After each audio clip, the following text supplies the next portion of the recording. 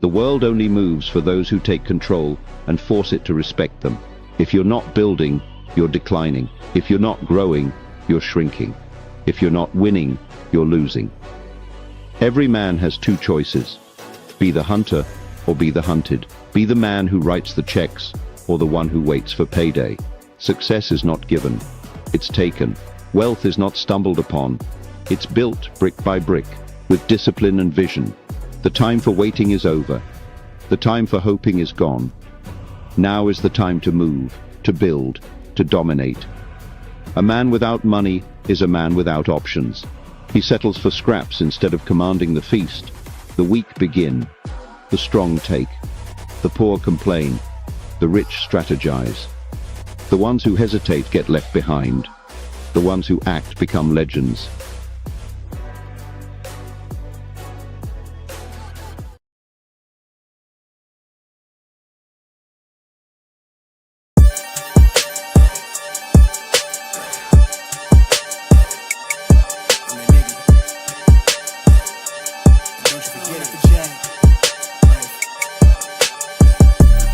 Vibe blowing up the J, got the loud jumping at the pay. Everything I'm on slack. Everything I do is got the Benz jumping at the bay. Vibe blowing up my J, got the loud jumping at the pay. Everything I'm on slack. Everything I do is got the Benz jumping at the bay. Another milestone, look at that. Paper boy on my paper route till I'm 6 down on my back. I'm an old soul like my dad. My old girl still a fan. And yo girl at the live show, so don't act like I ain't the man. I'm kicking my feet up, get frank like Aretha. I'm calm but I'm teed up, just flip me a stack. The Rio just doubled up off of the muscle, I stuck to the task. They see me, I'm trouble, I'm bubbling up till it's stuck. And they want me to stay where I'm at. I'm good everywhere that I'm stepping, my presence is crucial. You know that this shit not on trend. On a big wave, I'm controlling the tide. Snake eyes when you rolling the dice. So with the stakes inside, I could never take another nigga advice. They can't reach the sky, I'm aiming up high. Just wanna know what it's like. Y'all know what it's like, I come from outside of this. Out the quicksand, I'm the big man, doing big things. Cop a big change, up a state lines, doing stage dives on cam. It ain't no limit to my vision. Check the tip, I'm on fire with it. Got the bands jumping out the bag, Prosecco on ice. I'm nobody nice, gonna run up a check. Demand my respect, I'm doing the most. I never quit, they want me to quit. I'm good as it come, I'm good as it gets. Vibe blowing at the J, got the loud jumping at the pay. Everything I'm on slack. Everything I do is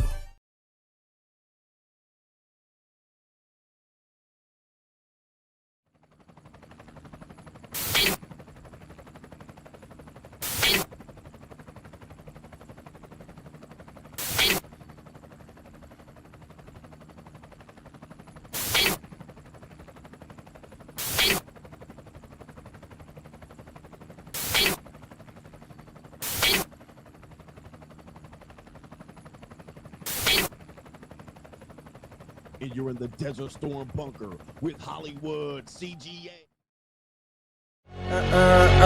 Yeah. Legends ain't born, they built from the grind. From benches to banners, we sharpen the mind. We sharpen the sword and promise and swore that we going hard and leaving it all on the floor. Hey, yeah, we going hard and leaving it all on the floor. Hey, yeah, we going hard and leaving it all on the floor. Legends ain't born, they built from the grind. From benches to banners, we sharpen the mind. We sharpen the sword and promise and swore that we going hard and leaving it all on the floor.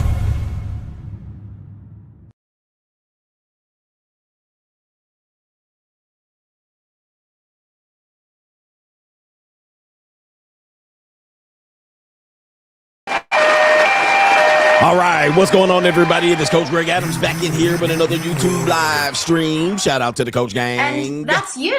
For being in here, being involved, and being active on this YouTube channel. And welcome back to the recognized symbol of YouTube excellence and edutainment, the Boss Up Show, part of the Free Agent Lifestyle podcast here on the Free Agent Lifestyle channel. You in here with the Bruce Wayne, the real Bruce Wayne. It is Ish, the King of Kings, the King of Content, and the Speaker of Truth. Yours truly, new world order, Notorious One, aka Mr. Coachellini, better known as the prognosticator, Coach Stradamus. And you're in the Desert Storm bunker with Hollywood CGA and EWF. That is every woman's fantasy in the whole fucking show. I'm the CEO, Niggero, of Fixes Binds LLC, the unbinder, the undebatable, the undisputed best entertainment here on YouTube. You can call me, as Kevin Samuels used to call me, Senor Gregorio Graybeard. The ladies of the Lings love to call me Mr. Third Leg. Your third leg was just phenomenal. Also the man with one trabajo, that's the ecclesiastical Mitch Slapper. You're looking at the anointed one. Acknowledge me. The founding father at the After Pill, the junior college sociologist, the Morpheus of the Matey Matrix, the chocolatey Confucius, the Black Moses, the deliverer, also known as the man that walks in the spirit of Elijah. I'm the man with more nicknames than anyone in the game. But in case you forget those names, just call me James Bine, Malo Poppy, Hentai CGA, the Lord of the Lings, Ling Arthur, also Genghis CGA. But you can call me other names like the Boss or the Benevolent Monarch CGA, see God Allah. And you're looking at the notorious 14-time reigning and defending the Monetized champion of YouTube. We got a great show for you lined up today. Today's main event topic is 55-year-old Nia Long. Yes, that Nia Long that I told you Negroes to retire not that long ago for many, many years. I'm like, y'all need to retire Nia Long. But just like in Negro fashion, the old Negro spiritual, the black women could do no wrong. 55-year-old Nia Long says she prefers younger men as she re-enters the dating marketplace. To wrap you in my warm embrace. Oh, no. Jeez Louise. All right. I done told you. I done gave you the game, but y'all done let this go on a little bit too long. We're going to talk about the double standards related to this, as she can openly say. She want to be at the junior college. All right. She want to be a sugar mama because she going to be a sugar mama. All right. She got money from her baby daddy, Emi Udoka, who fucked up his whole career with the Boston Celtics, doing very well with the Houston Rockets, by the way. So put some respect on Emi Udoka's name. She got some child support money from Emi Udoka, and she ready to trick it off on some younger men. To wrap you in my warm embrace. Right. Are they going to call her a trick or just a tramp slut? All right, what are they going to call her? Because they calling me a trick out here. Are they going to say she did with the tricking? Or are they going to be like, she's looking for love, coach, is different. You're out here ho-hopping. You're out here being a slut maker, not her. Well, she said younger men, not one. Men is multiple. All right, men is multiple. But we're going to go ahead and diagnose this situation. Also, two politicians stepped down based on their sexual improprieties. I guess that's the proper term for it. Two public officials, elected officials, have stepped down recently. One Republican, one Democrat, out here putting hands on hips and grabbing women by the punani. In these streets. All right, it's not just Donald Trump, allegedly. They'll let you grab them by the punani. Remember, let means consent. They let you grab them by the punani. All right, so apparently we have another Republican and a Democrat grabbing women by the punani. And we might have some footage of this one. So we're going to go ahead and review that. And California has been saved because they have one less Dixiecrat out here running for governor. We got that coming up. Also, a wild appearance by a woman named, her name is Ashley Janae. She appeared in my comment section of the video that I did about her. All right, and I don't know how the hell she happens. All right, maybe she's Jesus and she done rose from the dead. But the internet is fast. We also got Strag and Sniggle Theater. And Inside the Mind of Modern Women. What do they have set up for you? All right, in terms of marriage and relationships, we got some interesting commentary related to that. But as always, if you want to support today's show, to contribute to today's show, $ the Notorious CGA on the Cash App, Venmo, Coach Greg Adams TV, PayPal is paypal.me/Coach Greg Adams. And that is near the top of the description box on the Free Agent Lifestyle channel. And you can super chat by clicking the link on the top of the live chat. New world order. On the Free Agent Lifestyle channel. All right, I had some Christians reach out to me and it's like, Coach, man, listen, I love your show. You've been going hard on our Christians. You know what I mean? We don't mean no harm. But can you do your show without mentioning Jesus Christ and the Latter-day Saints? Can you stop putting us down? You don't got no smoke for the Muslims. You don't got no smoke for the U's. Well, I do. I got a whole sound effect for the U's. I'm not going to say what race, what people. We know I can't say that. I think Myron's got that covered. You know what I mean? I don't even have to say a thing about the U's. I mean, I think he's got it covered. All right. He's saying something about the U's and him and Kanye. All right. I get they got that covered. But here's the problem with that. And I would say, hell no. Because every time I'm walking down the street and one of you Christians come up to me and bother me, all right, I'm minding my own business. And one of you Christians come up to me and say, hey, do you have a personal relationship with the Lord and Savior Jesus Christ? I was minding my own business. And you fucked it up. You messed it up. I wasn't even bothering you. And then I'm trying to get away. No, I ain't got a personal relationship with the Lord and Savior. Get out of my way. Oh, you're going to go to hell. All right, you must have a relationship with Satan. See, I was minding my own business and you came in here and interrupted my flow.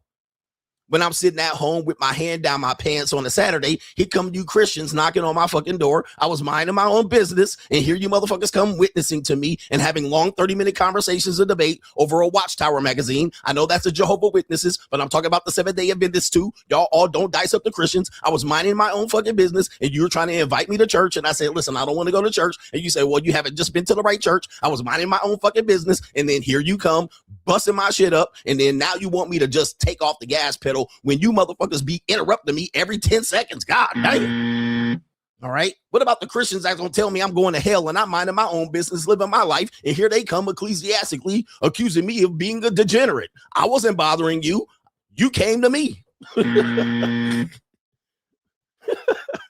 So the reality is, man, go put a pipe in it. All right. What are they? Put it up your pipe. All right. Banana up the tailpipe. Go fuck yourself. Hey, listen, I'll bother the Christians as soon as the Christians. Well, here's the thing. I'll stop bothering the Christians as soon as the Christians stop bothering everybody else, judging me and shit. Judging me, knocking on my door, stopping me in the grocery store. Okay. Women walking up to me in college talking about, hey, what are you doing this Saturday? And I'm like, nothing. I'm all yours. And she was like, why don't you come to Bible study? Oh, my Lord Jesus. So stick it up your pipe and shove it. I can talk about you as long as you keep bothering me, telling me I'm going to go to the ecclesiastical hell. All right. Anyway, inviting me to your goofy ass church. Well, you just haven't been to the right church, man. Go take your fucking Creed church out of here. Who cares about your little church doing praise and worship? So no, I'm not going to stop with the smoke with the Christians. If you guys develop a different marketing strategy to stop bothering people, judging them, well, then I might stop bothering you. Right. But in the meantime, what do you do when there's no one left but you and you're alone? Shout out to Mary J. Blige. Anyway, we got a great show for you lined up today. Let's get to the earlier contributors to today's show. Let's get into it. We got, man, Rick from H-Town last night. Shout out to Rick from Houston, H-Town. All right, we got Henry Resilient. He says, thank you. I just got my third channel monetized. Join the money mindset, join the guys, and boss up. Shout out to Henry Resilient. All right, got his third channel monetized. Congratulations, Henry. Keep it going. Keep building. Keep putting out your YouTube content. I mean, you're an underrated content creator. I just don't think you have the capacity right now. You know, you're juggling custody right now. I get it. And you have your job. You have a good job. And, you know, he's out here making it work. You got to do that, man. Remember, the free agent lifestyle, what you see now is 10 years, a decade of me living an intentional life. So what you see today and what you see me out here showing on social media is 10 years of me committing to this. I knew I was going to get to this point, but I had to commit to it. Henry Resilient, he has light at the end of the tunnel. He's building it. Now, people want to just skip steps and get to this part of their life. Well, so you might be able to skip a step or two, but you got to really put in the work. Got to put in that work. Shout out to Henry. And Gaudio says, I missed your stream last night, but I agree with you. When you push yourself, it exposes others who stay in comfort, right? They're content. He says, and instead of leveling up, they try to pull you back. Life has its own inflation. What works before isn't enough to work now. Growth takes discipline and risk. Gotti, oh, shout out to you already. I should have saved that for later. That was the gospel. That was the gospel. Okay, when they see you rising, they get uncomfortable. All right, even in the men's space. When they see content creators that were edifying them and they spend hours watching them, sometimes they get jealous. Not jealous that of your lifestyle, they get jealous that you're growing away from them. And this is why male space content creators, they typically try to retract that growth. They try to hide that growth. All right. And I'm not one to hide my growth. Pause. All right. But male space content creators, they basically wear the same t-shirt. They still look scruffy. And meanwhile, they live with a girlfriend. They done bought a house. All right. And they done bought several vehicles, but they hide it from their constituency, their fan base, because they fear losing the incel. They fear using the incel. Sometimes these men get married. They get married to single mothers. And I'm sitting over here not living a contradictory life. All right. I'm not living a contradictory life. A lot of your content creators are. All right. They acting like they was getting hoes and never had a relationship before. I mean, wild shit. But yeah, people get uncomfortable about your growth because they want to stay comfortable. They want to stay content. And it basically puts a mirror. It puts a mirror in front of them and say, what have you done with your time versus what this person's done with their time? And here come the excuses. Well, you got YouTube money. All right, here it goes.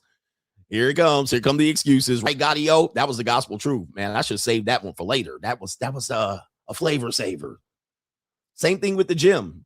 Same thing with the gym. You get the gym, you start working, you know, you were fat and flabby, and all of a sudden, 2 years down the line, now you're a lot fit.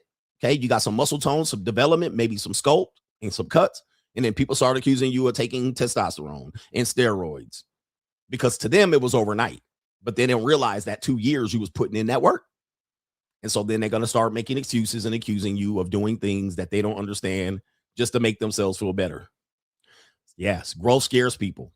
All right, they just want you to stay the same because they want you to be comfortable. Shout out to our brother Albert Wesker. Good to see you again, bro. All right, you were a legendary contributor to today's show. I mean, to the show for a long time, ecclesiastically on our show, all the way since back probably to 2020. Albert Wesker says Nia Long prefers younger men. She must be throwing one of those adult temper tantrums that we heard about a couple of weeks ago. Yet no one is accusing her of ruining society with her dating choices. The double standards are crazy. Okay, so she's not going to hell. Is she being accused? Is anybody telling her she's going to go to hell? Is anybody calling her a degenerate?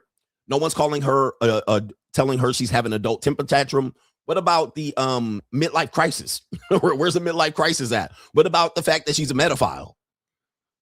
Okay, where's those at? She's a trick. Where's everything at, bro? So, Albert Wesker, you're absolutely right. And that was a flavor saver, too. We should save that one for later because that's pretty much the crux of the argument here. All right. The people that are accepting it, you go, girl, you go. This is why I am unapologetic. I am unapologetic about me and my preference for younger women. Now, when I say my preference for younger women, I'm very, very conscious that I'm never probably going to marry any of these women, but I'm not going to marry an old broad either. It's just for fun. It's casual and occasional. Shout out to Black Ram 313. But I know what I like, and I'm going for it. But we do have a woman later on. I don't know if I have it for today's show. Typical argument for men who have a preference for younger women, right? And typical argument is, well, you would probably go younger if you was legal, right? All right. What are you talking about? Well, it's not legal. Why are you so concerned with my making you drummed up an imaginary scenario so you can then penalize me for dating younger women? Well, you're dating her, but if it was lower, you would actually date lower, but it's not. Nope. Right. It's not, and it never will be. What is your beef? But people debate like that. People debate like that. So if it was legal to go younger, you would go, right? What are we talking about? I don't know what you're talking about. That's not, but it's not. So what are we doing? Shout out to Hustle every day, says turning all my L's into W's at all costs. And he's overcoming all of your deficiencies. Overcome your deficiencies. Turning your L's into W's on a daily basis. And he says, does Nia get a pass because she's famous and fine? Well, I'm famous and fine. They didn't give me a pass. Shout out to y'all, man. Every woman's fantasy. I'm famous and fine. And Claudia Jordan was trying to get over here and lick up all on CGA until she said stop. What's wrong with this side of the shirt? All right. All right. But I'm famous and fine, but I guess she does. And Nia Long's she's a Negro queen. So Nia Long can do no wrong. So she gets always the benefit of the doubt. Everybody's still living like Nia Long is the woman jogging down the street on Friday, like forever. Like, oh, well, she was the woman that jogged down the street on Friday, so she gets to do what she wants. Like, what? It's like, how long was that clip? We got an interesting imagination. We got our brother, no government name, and we're going to call him, who we're going to call him? No government name, JW. It seems once women turn 28, she can date older men, and it's not a problem. Interesting enough that we do have a clip talking about that. A woman turns 28, she can date older men, but she's under 28. They're like, nah, her brainstem's not developed. But we have a woman that's actually going to back that up, sir. Believe it or not. Believe it or not, we have a lady that's going to back up exactly what you just said. We got a couple more. We're going to get on with Strag and Sniggle. It is Christopher B. Just putting this out here. Small underfunded colleges that offer online bachelor's and master's degree don't have the capacity to pay for proper AI detection software. The time to get ahead is now. This is true. Actually was talking to some college students, because that's what I do. And they were basically saying that they don't have the capacity to keep up. There are some tools, but they don't have the capacity to keep up. And professors don't either. But obviously then if you do it, you could risk getting kicked out of the university, but they don't have the capacity. No HBCU has the capacity to realize you use ChatGPT the entire time. Well, maybe Howard does. Maybe Howard. Yeah. I don't know. I remember, you know what? It's a funny thing. I remember when getting a degree from an online university was an L. But now that's basically what you do when you go to college. In fact, online universities is very reasonable, credible thing to do if you can afford to pay the money and not get scammed. But who texted me? Dang, bro. All right, you know I'm on the show. Ladies, I'm busy today. All right, hold on for a second. All right, here we go. It's Wasabi, baby. All right, and shout out to Jacob Rivera says, and it's Jermaine's fault Hollywood man and slap these ecclesiastical midges and their hope strategists, Andrew Wilson, the fantasy land, and these red pill rangers who keep calling you a simp for the video you have with your videographer and ladies. Coach out here simping. I'm like, how? How? Simping. Now, if I married her and she was a stepmom or a single mom, I keep saying stepmom when I do that. If I married her and I was on bended knee and I was bringing her, I can see that simping. But standing next to her and driving on the ATV is not simping. Shout out to Brayon. Officer says, Coach, even though I'm broke and trying to get my chicken bag up, today I treated myself to a massage by this Asian woman, and I feel like a new man. Now I understand why you teach self-care for men. Indeed. Shout out to you, Officer Brayon. Everybody's broke out here, so don't feel bad. Don't let that ruin your life, but you treated yourself. And in my book, The Free Agent Lifestyle, I have a chapter called The Importance of Self-Care. Men, we do not take care of ourselves. We do not take care of ourselves very well. Okay. We let ourselves go. Okay. Much of us don't have no style. All right. You won't even take a chance. Many of y'all live in a basic life. You don't take care of yourself unless a woman's involved or sex involved. Okay. You got to start taking care of yourself. You got to start treating yourself well, because it's hard enough for us to go out here on a daily basis, especially you melanated men, but certainly you white men aren't get a pass because y'all stuck in the matrix too, trying to stand up for your family only to get very little bit of a reward, maybe a tie or something like that, an ugly sweater for Father's Day and some socks. Nobody really thinks about you or put any thought into it. So you have to overindulge. You have to take care of yourself, take care of your needs. Because even when you're like hustling and people depend on you, they still think that you should put your stuff aside to get shit done for them. You make sure you put boundaries up and you tell people, I'm available when I'm available to you. You're not going to decide when I'm available to you. All right. I put myself first always, especially since I'm in this stage of my life. I'm putting myself first. You wait on me. Okay, you wait when I fucking decide to help you or assist you. You don't tell me when to, and you certainly don't tell me to put shit on the back burner that's important to me in order to help you. You got to do this. Stand up for yourselves, gentlemen. And not only that, take care of yourselves, treat yourselves well. Okay, we're having a problem with men trying to figure out. There's a woman that actually has a video. All right, I don't know if we can do this live. All right, but we might be able to do this live. Check this out. All right, there's a woman that just put this video out, and I think it's a perfect video to encapsulate what we were talking about here. We'll do it live. Okay, we'll do it live. Okay, no. We'll do it live. Do it live. I'll write it and we'll do it live. I'll write it and we do it live. All right, I'll write it and we do it live.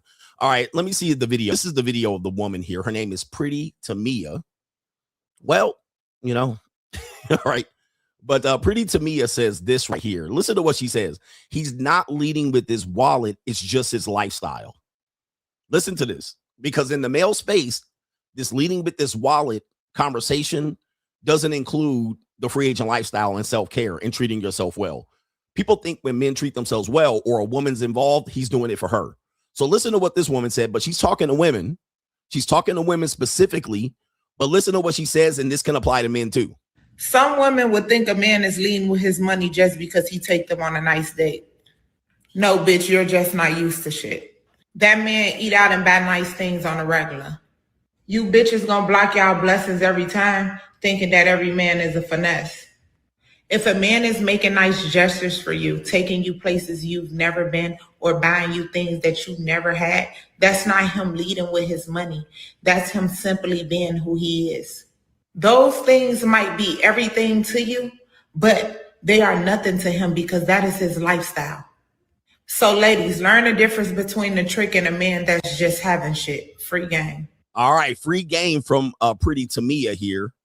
And this is the point I was trying to make for a lot of guys. I was like, how is it tricking when I'm the one enjoying the hotel? The little shit she's getting is little, right? Pretty much the hotel resort is 15 times more than what she's getting. So a lot of people don't realize. A lot of people think that if a guy's doing something and the woman's involved, he's doing it for her and he's tricking off on her. And this conversation is kind of like mind-numbing that people don't consider that the guy did something for himself, right? He was doing it for him.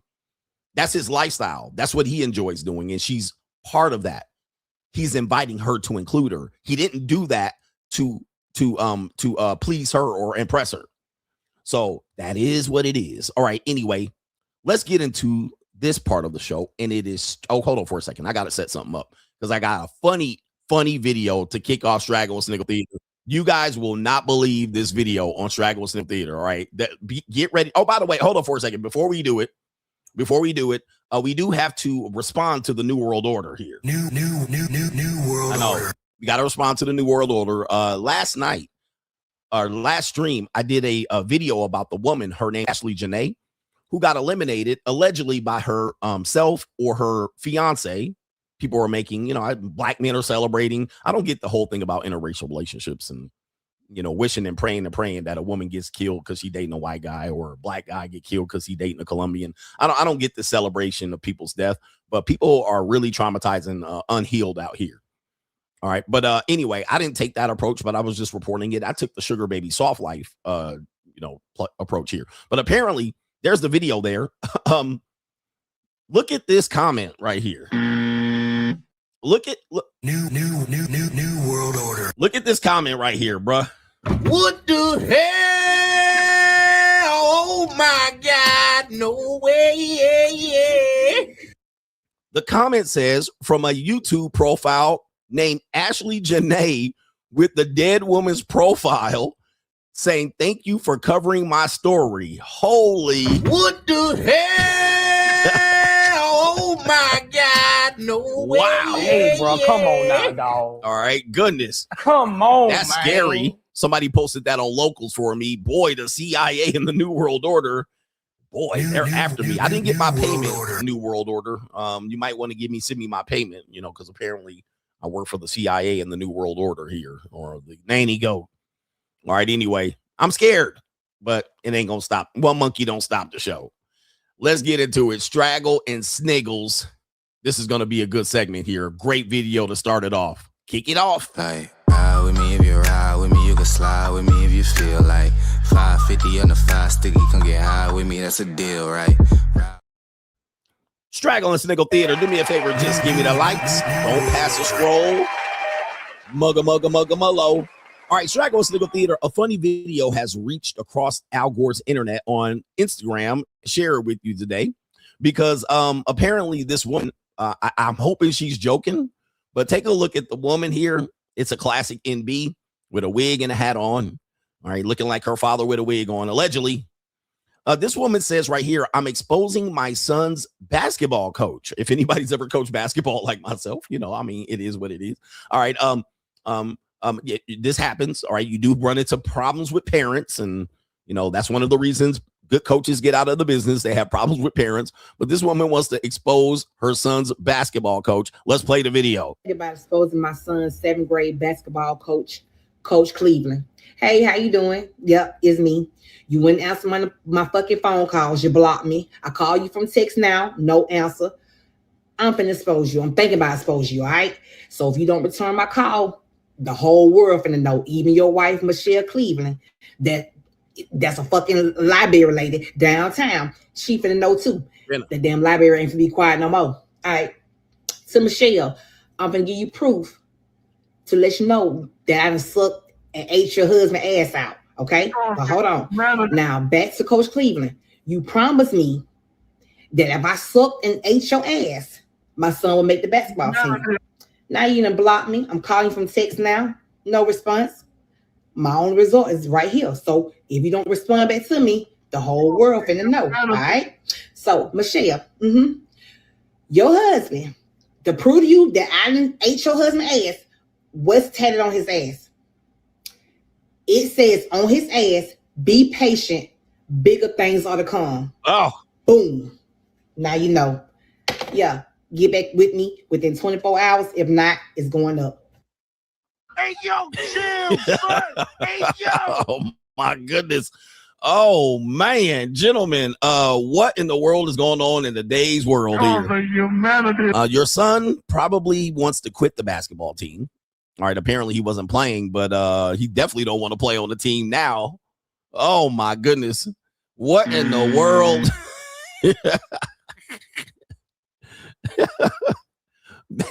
Okay, I guess that was her last resort.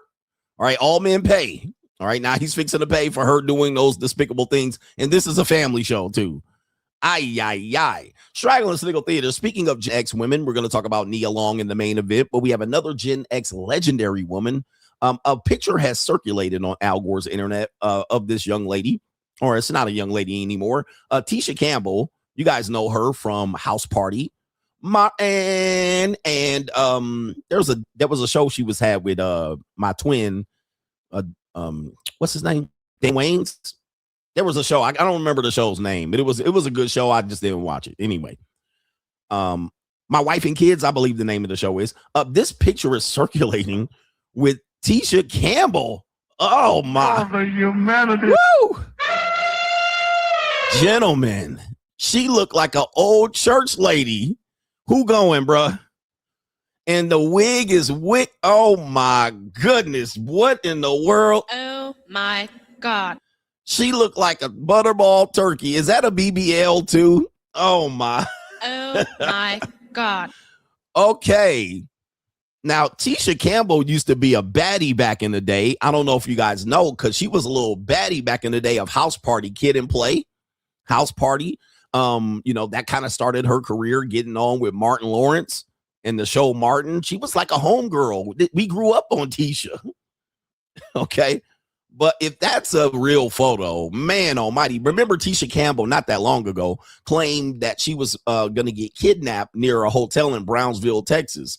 All right. Who remembers that story? I covered that a few years ago. And nobody believed her. All right. Nobody believes you. You need more people. All right, but School Days, Tisha Campbell. All right, with the light skins and the darkies and the light skins. I haven't seen that movie, School Days, since it came out, so I don't remember what they called it. But it was about a black college and the sorority fraternity. You know what I'm talking about. Anyway, she was a baddie. She was like our teenage heartthrob. We didn't realize she was a teenager. She was playing a grown woman and all. But wowzers! All right. Boy, time keeps on slipping into the future. All right, man, stay in shape, brothers. Hey, man, gentlemen, time is on your side. You got to stay in shape out here. Don't give up. Don't give up. All right, we have a woman here that has a very lengthy video. We're not going to cover it all because, yeah, we ain't got time to hear all this. We're going to have time later. But this woman right here, call her, well, I'll be nice, Megamind. Megamind comes to mind here. Well, apparently she's sipping on some wine here, filling herself. This young lady who looks 40 and 26 at the same time. All right, she definitely looks like 13 and 47 at the same time. This is actually, all right, this is actually pretty impressive. This woman's going to talk about her dating experience. And let's listen to this particular video, about a minute or so of this video here. Here we go. All right, come on, get the volume going. Here we go. So let's get into the story. It was our first date. We were meeting for a drink at a bar, casual. I got there first. When I ordered my drink, the waitress needed a card to start the tab. So I gave her mine. He wasn't there yet. He shows up, he orders a beer. We have 2 drinks each. It was fine. Like, I don't think I would have seen him again. I maybe would have given him a second date if this whole fiasco hadn't happened. But when it was time for the bill, the waitress came back over and was like, okay, like, are you ready? Should I charge the card that I have on file, or do you want to put it on another one? And I look at this man. I'm like, okay, this is your chance. Like, you know, you obviously haven't touched your wallet. You know it has to be my card because you didn't put down a card at the beginning. He doesn't say anything. This man's not moving towards his wallet. He's not like, oh, even if we were going to split the bill, he needed to be like actively reaching for his wallet. But no. So the waitress is just standing there waiting for an answer. And so I'm like, all right, this guy's obviously not going to do anything. I look at her, I go, sure, yeah, charge the card. This guy looks at me, he goes, you sure? I was like, no, I'm not sure, but I'm not going to make this poor waitress so uncomfortable by being like, yeah, should we just split the bill? Wait a minute. Who are you? Women in male-dominated spaces. All right, what are you talking about? Women in male-dominated spaces. You mean this is the average male dating experience, just so you know. This is the average everyday male dating experience she's describing. This is us dating for the last 10, 12, 15, 25 years. The exact same scenario, mostly every date. Now, it happens to you one time and you jump on Al Gore's internet to talk about it. Are you crazy? Wait a minute. All right. Who are you? Yeah, that's what equality is. Don't you have a bank card? You got a job. I'm going to have to listen about your job and on the date. What's the problem? It's just a couple of drinks. Don't you got the money? Or are you broke out here, broke dating? You must be broke dating out here. You get it through your thick skull that I'm broke. Dead, flat, stony broke. I've got $3.85 in my purse. All right. As she should. What are you talking about? That's actually insane that she jumped up there and act like this is a story. This is my date. This is mostly, guys, your dating experience your entire life. All right. Not her reaching for the purse. For sure. All right. And then we got one more video here on Straggle and Sniggle Theater. We have a podcast, a woman's podcast, and they have some things to say to niggies on the subway and on the L train in Chicago or on the bus in Los Angeles. Apparently, some problems with men not standing up for women on the subway. Let's take a look at the Stock Factory issue. Women talking about it. Here we go. Don't stand for women on the subway. Right. Stand up. Okay. 2 days ago, I was in the subway. I was like wearing heels. My heels like are killing me. And then a guy stood up for me and let me sit on the seat. Hot. And they were like, they're tourists. They're not from here. I was like, of course you're tourist, because a New Yorker would not give up his seat for a woman who's suffering in her heels. I was dating this guy from Texas, and he was like a true like cowboy gentleman, and he wouldn't sit on the subway because he's like, a woman or an older person might need to sit. Oh my God. And I was like, oh God, you know? Men like that exist? They do, but only in Texas apparently. Oh. And you gotta really be careful. Wait a minute. Who are you? It's funny. Selective outrage, selective equality. All right. We're equal. We're all the same, but you're wearing high heels, so I should allow you to sit down. Nope. He saw me wearing these high heels. Ma'am, you decided to wear high heels and walk all up and down the train station. I don't know if you guys know, if you've never been to any city with a large train station or a large underground train system, which they're great. Okay. And that could be anywhere. In order to get to a train, you're taking a hike. All right. Some places worse than the others. All right. Some you got to go down 8 flights of stairs into hell. I'm like, who built this going 8 flights of stair underground? All right. And barely any escalators. Sometimes they have an escalator. I mean, you're walking. This woman chose to wear heels knowing she's taking public transportation. All right. And then complaining that she got to stand up. Baby, you already made it to the train. All right, go ahead and just stand up. What's the problem? Okay.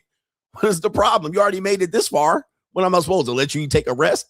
Hey, man, it's crowded out here. What are you talking about? Give up my seat. Now, the funny thing about the give up the seat conversation is like people don't realize, like this woman doesn't realize that if it was in fact that I had the seat for a long time, I might have waited for that seat for a long time. And then you don't realize it. You hop on the train and then you're like, he's not giving up his seat. Well, number one, I might have had this seat for 2 hours. Or number two, I might have just got the seat. So now I'm going to just hop up after I waited, 10 stops to get a seat. So it's out of context. This is main character syndrome where people don't really consider what it took for you to even get that seat. Now they just, I'm a woman. Just give it up. Hold up. Maybe I've been in this seat for 2 hours. All right. I done missed my flight because this happens in the airport. You're sitting there and the family shows up. Hey, can you move so I can sit next to my family? Nope. Man, I've been sitting here for 3 hours in this seat. Now, you don't realize it because now we're about to board. So now everybody's crowding the airport and crowding the gate. But now you're just going to be like, can you move? I've been here for 3 hours. Hell no. I'm not moving a fucking muscle. I was sitting here and nobody was here. I'm not moving shit. So that's why I say when people want you to just, you're a gentleman. Oh, you can just move. What's the problem? I was sitting in this bitch for 3 hours. I done missed 2 flights. My shit done got delayed. I ain't moving nowhere, nigga. Y'all sit around me. Right? Anyway, people out here are wilding with this whole main character shit. And then, of course, when it inconveniences them, when it's convenient, now they're just going to go back to gender roles. Well, you just be a gentleman.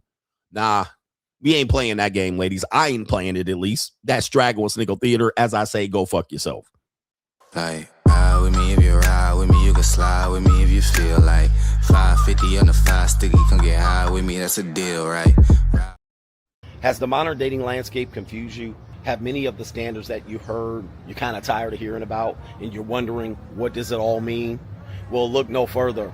Join us talking about the monetized dating marketplace right now on Locals, and it is CoachGregAdams.locals.com. You can create a free account to join the conversation between the Coach Gang members, but also on Sunday, we do a live stream demonstrating all aspects of the monetized dating marketplace, and coming soon in 2025, you're going to have access to a sample of the monetized dating marketplace course where you can get information related to how to participate in the monetized dating marketplace and or how to understand it, so you're not out here spinning your wheels trying to figure out how you're going to best deal with the monetized dating marketplace. Listen, everything and every aspect of dating is monetized. We just want to relieve the frustration that you might have about it. So the best way to do it is make a free account right there on Locals, CoachGregAdams.locals.com. You can get access to those live streams, but create a free account. Just join the conversation. I am the only one covering this conversation from this point of view. And yes, I am ahead of my time. Get ahead of the information before you're priced out. If you broke, just say that. Let's get to some contributors so we don't get too far behind. Thank you for the earlier contributors to the show. You guys are great, and you're helping continue the message being pushed forward to boss up or get priced out, and to basically get a program together, all right? Develop a philosophy. Do what you need to do to survive out here. We got some cash apps that we need to acknowledge. It is our brother here. Did I get these? All right, I got these already. All right, get it all, baby. That's what CGA said. All right, but we got some people over here, maybe on the Ko-Fi, or maybe we'll continue with the show. All right, shout out to our brother here. It is, okay, where is it at? I don't know where I'm at. Or it is Big Gans from the Ganstas Lifestyle. He says, I tell them I am going to hell. First class flight to Medellin to F these hoes. Indeed. Man, fuck all you hoes. Fuck you and your baby and your granny too. All right. First class flight to Medellin in the building. Shout out to you. He going to hell. And I'll save you a seat. All right. They be like, you're going to die. I hope you die. Why do people, they literally be like, well, I hope you die and get poison out there. And you got to rupture spleen. They take your fucking liver. You're like, what are we doing? Shout out to No Government Name. Your rant on how Christians and morality people create villains needs to be a show in itself. Christians are the global Karens that are as bad as ninjas that rob people trying to get free. Peace leave. Thanos was right. Shout out to you, man. Appreciate that. Somebody made an AI picture of that Q-tip. What did that bring you? Moral of the story, morality story that I was talking about here. All right, you guys are fast, and I appreciate the coach gang. I wish I can share it really fast, but sometimes when I share it, it's going to be out of context, and people are going to be like, why is CGA holding the Q-tips? Because people don't watch the whole show. Shout out to our brother from the Gangsters Lifestyle. Shout out to Eric Scott Sermon in the building. Shout out to Eric Great Scott. All right, in my Doc Emmett Brown voice. Great Eric Scott. Okay, we're ready to ecclesiastically move on with the show, and we have to proceed and matriculate the ball downfield. And we got to get the crime and law CGA. We're going to give you some crime. Actually, I thought I was going to give you some boss up. Or I am going to give you some boss up. Okay, this shit is all out of order right now. Right? Order in the court. We're going to give you some FU boss up here. All right. Shout out to the people. I was talking about these people yesterday about this idea last night that 70% of Gen Z can't afford rent. 50% plus of millennials can't afford rent. We have a problem of delayed adolescence, failure to launch. We have also parents coddling their kids way too long. I think these kids need to be kicked up out of the nest and learn how to fly right.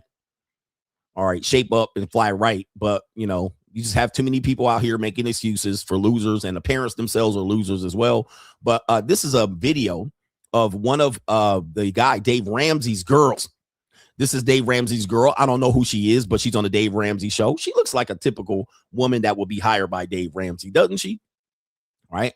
She looks very Christian, ecclesiastically. She has her own natural hair. She's style is dry. All right. She's cute. All right. She's cute. Not too much makeup. She's got her glasses on, buttoned up right here, buttoned up all the way. No cleavage, no shoulder showing.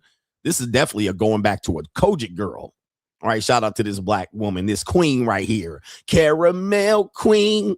Is it caramel? Oh, it's Caribbean. All right. But I'll call it caramel queen. You chasing the same dream. All right, let's see what this woman's talking about here. Apparently, it says right here, how do I evict my 52-year-old daughter? Evict my 52-year-old daughter. All right, this shit gets worse. I thought they were going to save money and buy a house. All right, here we go. My husband and I are old and retired. I'm 75. We have a 52-year-old daughter who still lives with us. Oh. She is single and she has always been underemployed. We can afford to have her here, but she is annoying. We would like to be alone in our old age. I bet. Is there a way to get her out? Yes. Kicking her out, closing the door, changing the locks.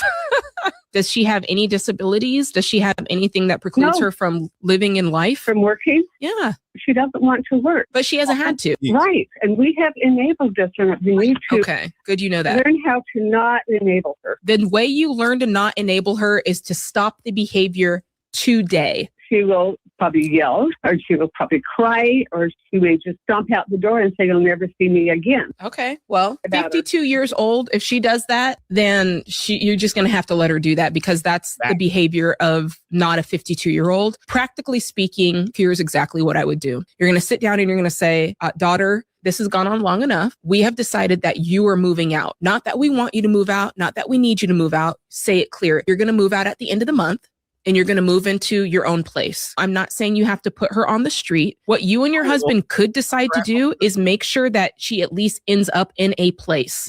But it's up to her to keep the living expenses going. And you let her know that. Say, we know that you don't have any money, so we're willing to pay first and last month's rent, which is X amount of dollars, no more than that. Now, she's too old for that. I disagree. If she's talking about a 22-year-old, a 25-year-old, maybe, yeah. All right, not no 52-year-old woman. All right, but of course, she's probably talking about how broke these men are and how they're cheap and not paying for dates. The same woman. But the parents did say that they're enablers. And I'm going to just tell you, man, you parents are enablers. Man, kick your damn kid out. And not only that, it does reek of that you don't have the proper finances to be out here providing for your kids and giving them a plan. So if they end up in this situation, I get it. Yeah, they can live with you, but they also can live under you, meaning that they can live in they can live on the back house, a nanny's headquarters, or a mother-in-law quarters, or possibly you can get in an apartment if you have your finances straight. But you didn't plan for that. So now your only thing is to deal with your kid out here refusing to cut the umbilical cord, and you become the enabler. And now your life reflects that you can't even enjoy your husband and your marriage because this annoying woman, or even a male child, a son husband, is here. And that's just a sad reality of what people are doing. So when people say my kid can stay as long as they want, that's enabling. You might not realize it because you think you're showing and demonstrating love, but in my opinion, it's just my opinion, I think it's enabler. I think it's enabling. That's all that is. You're actually just delaying the inevitable. Okay, most of the time the kids, because people are smart, they're just going to be like, well, why should I get my own apartment if I could just stay in this room and you're only charging me $300? How long are they going to do that? They'll do that to 25, 26, 27, 28, 29, 30. And then all of a sudden you look up, they're 32 years old. And then you look at your daughter and be like, are you going to get married? Are you going to date? They're going to be like, why? I have you, right? We can be friends. Yeah, I don't want to date. I don't want to get married because I'll just stay single and live with you. It's going to happen, bro. It's going to happen to the majority of people because the majority of people are losers.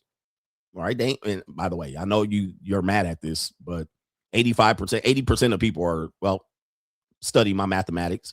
All right. 85% are deaf, dumb, and blind. They contribute very little to society.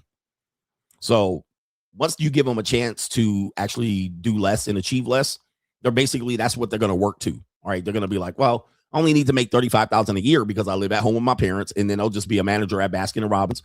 And Baskin & Robbins? I think that's what it is. And I'll be like, I'll just be an assistant manager. I'll just ride this out, smoke weed all day, play video games. Right? So they'll just do that instead of going, you know what? I'm going to double up. I'm going to work 3 jobs. I'm going to side hustle. I'm going to do it. And then by the time I move out, I'm in a $600,000 house with a family. Most people aren't going to do that. So I believe it's the parents that are the enablers. They're the enablers, right? It's not the kid's fault. In this situation, it's the parents' fault. But people have to realize that, and you have to know your child, because if you just let them come over here and squat, they're going to go over there and squat. They're going to come into the house, hi. They're going to go to their room, close the door, and now I can't fuck JUCOs. And somebody said, this is the 52-year-old women they want me to build with. Why don't you date someone your own age? There's one your own age. She over there squatting on her parents. And now, let's just say I got with her, which I wouldn't, guess what will happen? She going to squat on me too. If she'll do her parents that, she definitely will do me that. Okay, you got to boss up out here. Better boss up, nigga. Okay, you got to boss up out here. All right, next segment, we have Crime and Law CGA. We got a lot of criminals in here, as Brand Nubian said. They claiming I'm a criminal. Or is that Chuck D? That is, they claim time to report on here. So the first I'm up to bid is we're going to go to, it looks like Texas. We're going to Texas, and we have a Republican representative. His name is Tony Gonzalez. All right. Sanchez Vicario.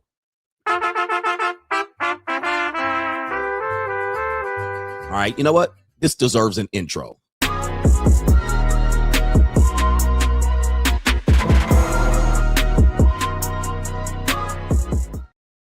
Crime and Law CGA.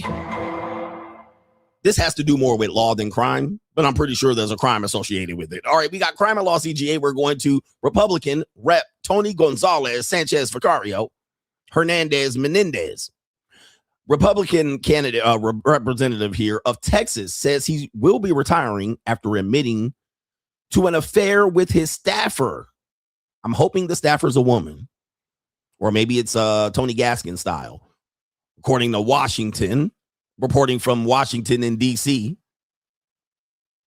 it says right here, Republican Rep. Tony Gonzalez of Texas said Monday he will be retiring from Congress amid bipartisan calls to expel him. It says Gonzalez has already said he's not going to seek re-election after admitting to an affair with a staffer member who died by self-deletion. Oh, the whole Hillary Clinton special. Right? All right, the old Hillary Clinton. Okay, he managed to just die. He managed to self-delete. All right, after he was getting, all right, anyway, his announcement came just hours after Democratic rep, and we're going to talk about him. Eric Swalwell of California said he was going to resign from Congress as well after being confronted with allegations of sexual misconduct. House Republican leaders had already called on the three-term Gonzalez to not seek re-election, and the House Ethics Committee had investigated him. Under House ethic rules, lawmakers may not engage in sexual relationships with any employee of the House under their supervision. And there's a quote by him: there is a season for everything, and God has a plan for all of us. See, this is what I'm telling y'all, Christians. When y'all be talking to me about God, I'll be like, hey, man, I've seen criminals and serial killers talk about God. So God has a plan. Nigga, you was breaking the rules. I don't want to hear shit about what God has as a plan for you. But it says right here, Gonzalez said in the social media post, when Congress returns tomorrow, I will file my retirement from the office. He said it was a privilege to serve the good people of Texas. Of course it is. And he had no further details or of his plans to step down. All right. So we do know that it's a staffer, and we do know there's a self-deletion. It could be possibly, it could be possibly that it's a man. All right. Let me go ahead and see if I can find it. Hey, yo, chill, son. Hey, yo. All right. Especially if he's a Republican or a Democrat, there could be a high possibility that this is a man. All right. Who is the staffer? Let me see here. We're going to have to pull this up. Is the staffer identified? All right. They didn't say. Oh, no, it was a woman. It was a woman. So we do have it confirmed here. It says right here, she committed self-deletion. Okay. 35-year-old regional director from Gonzalez in the Uvalde office since 2021. So it was a woman. And it says right here, the former staffer who asked not to be named out of fear of retaliation provided the newspaper a text message from, oh, maybe it's another person, in which she acknowledged having an affair with the boss. Okay. So it wasn't this person right here, an ex-staffer, all right, who shall be named, all right, in which she acknowledged having an affair. So it is a woman, all right, I had to figure it out. It was a woman, and then the woman died by self-deletion after setting herself on fire on September 14th. Wow. Setting herself on fire? Oh, the humanity. They might want to open up a file or a case on this. What woman sets herself on fire? Sound like the old Epstein, Hillary Clinton shit. What woman's like, you know what? I'm going to take myself out and light a match. All right. Douse herself with gasoline. This sounds very suspect, man. Wow, man, this is crazy. So this is a crime show here. I thought it was just a law. It is crime. Goodness gracious. It gets evil out here. It's an evil world we live in for sure. All right. Now let's take it over to our brother here. It's an evil world we live in. Let's go over to the Dixiecrats, the Democrats, the Democrats. All right. They too have some issues. And this is not a surprise at all. Eric Swalwell is under investigation for doing, sexual improprieties and having discretions with people and using his political sway to somewhat, I guess, abuse people and take advantage of people. So let's take you to the story here. Let me pull it up on Fox Snooze. All right, the place to get your average everyday propaganda from the Republicans. All right. It says Eric Swalwell to resign from Congress as pressure mounts over his misconduct claims here. And he has been one of the top candidates for running for California governor. And he announced his resignation from Congress as he faces sexual misconduct allegations. For people who don't know, California seat is going to open up because Gavin Newsom is going to run for president of the United States. All right. So its seat is up and a lot of people are moving around. All these seats have almost notoriously gone to Democrats, and he's a Democrat. So he was in prime position to go ahead and take that. So the space-time continuum has definitely been disrupted by this situation. And then even when you consider California's governors, other than Arnold Schwarzenegger, have notoriously been part of the 5 California mafia families, namely the Browns, the Pelosi's, and the also the people connected to it. I have all the names here, but anyway, the 5 families that run California, they all have ascended to or been connected to the governor's seat, other than Arnold Schwarzenegger. But let's get into this with the brother here. His name is Eric Swalwell. He's a representative. He announced Monday that he'll be officially resigning from the office after his sexual misconduct allegations triggered a surge of lawmakers calling for his expulsion over the weekend. It says he said that he is still firmly denying the serious allegations against him as false, but added that his resignation reflects him taking responsibility and ownership for the mistakes that I made. Okay. And it says right here, the House Ethics Committees announced on Monday that it's investigating Swalwell, a Democrat from California, amid allegations that he may have engaged in sexual misconduct, including towards an employee working under his supervision. So this is the second person in as many days that has been fallen from this. And he announced his suspension from his running in the California gubernatorial national campaign on Saturday or Sunday. A pair of Republicans leading the jungle gubernatorial. What? A pair of Republicans leading the jungle gubernatorial primary in California, led by Steve Hilton, now expects Swalwell's supporter to shift towards another Democrat in the race. The top 2 candidates for June's primary will announce an advance to November's election to succeed California Democrat Governor Gavin Newsom. All right, jungle gubernatorial. That's a new one on me. All right, a jungle gubernatorial. Who is the other woman? There's a woman running for governor too. She's a Democrat. I think her name is Katy something. I think she's out in Orange County, California.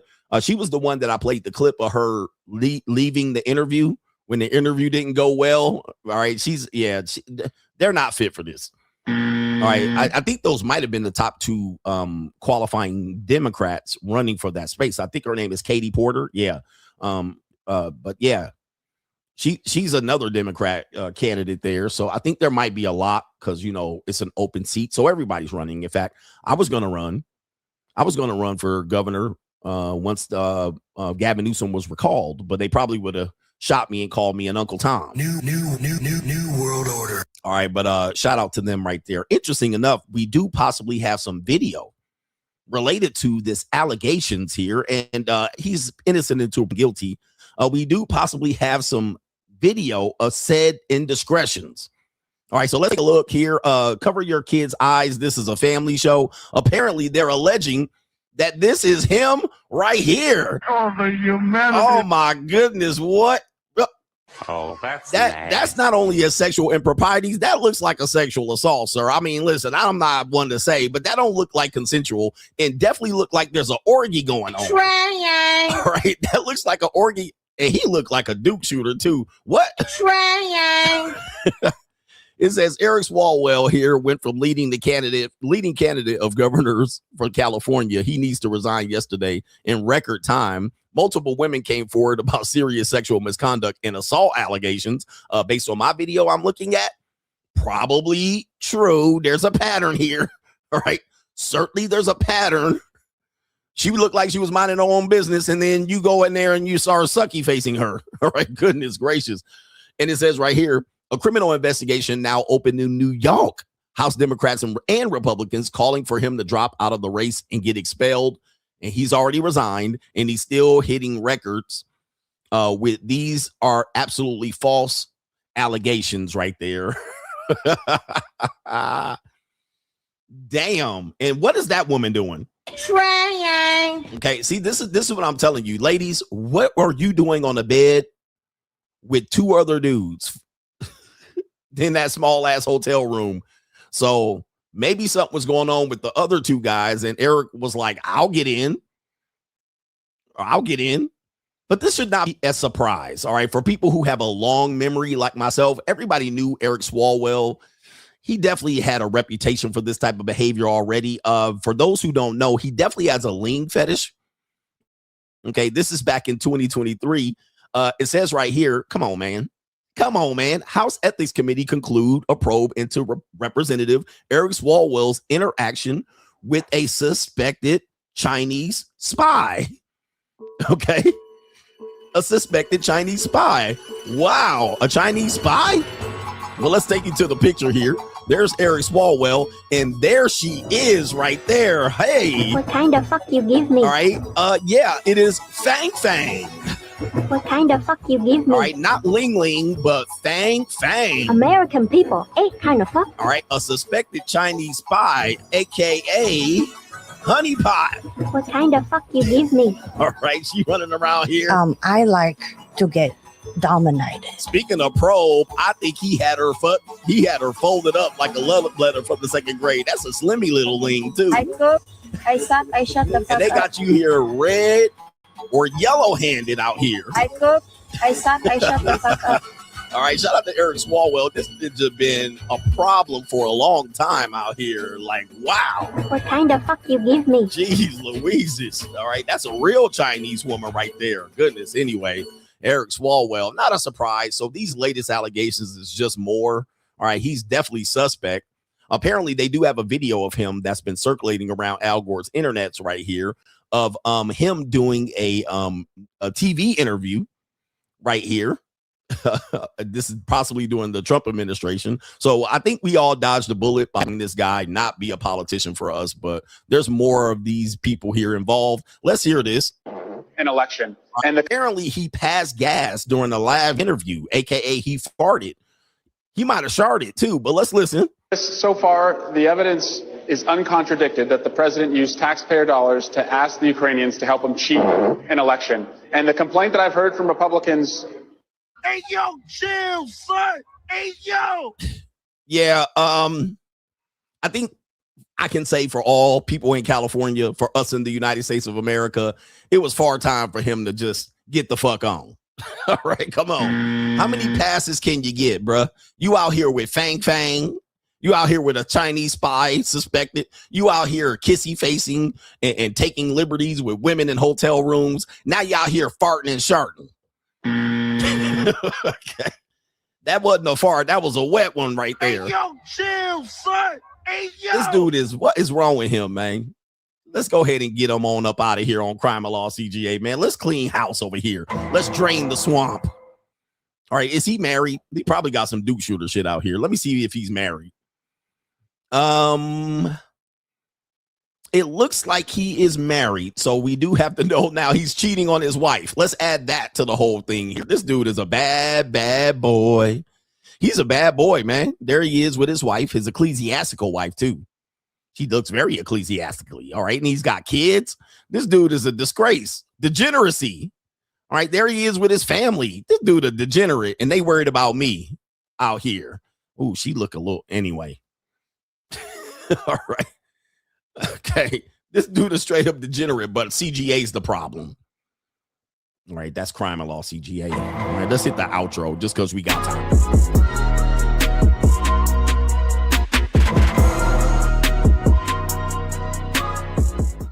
What a hell of a show. All right, we done got started. We warmed up. We're matriculating the ball downfield like our brother here, our coach, our famous coach from Alabama. All right.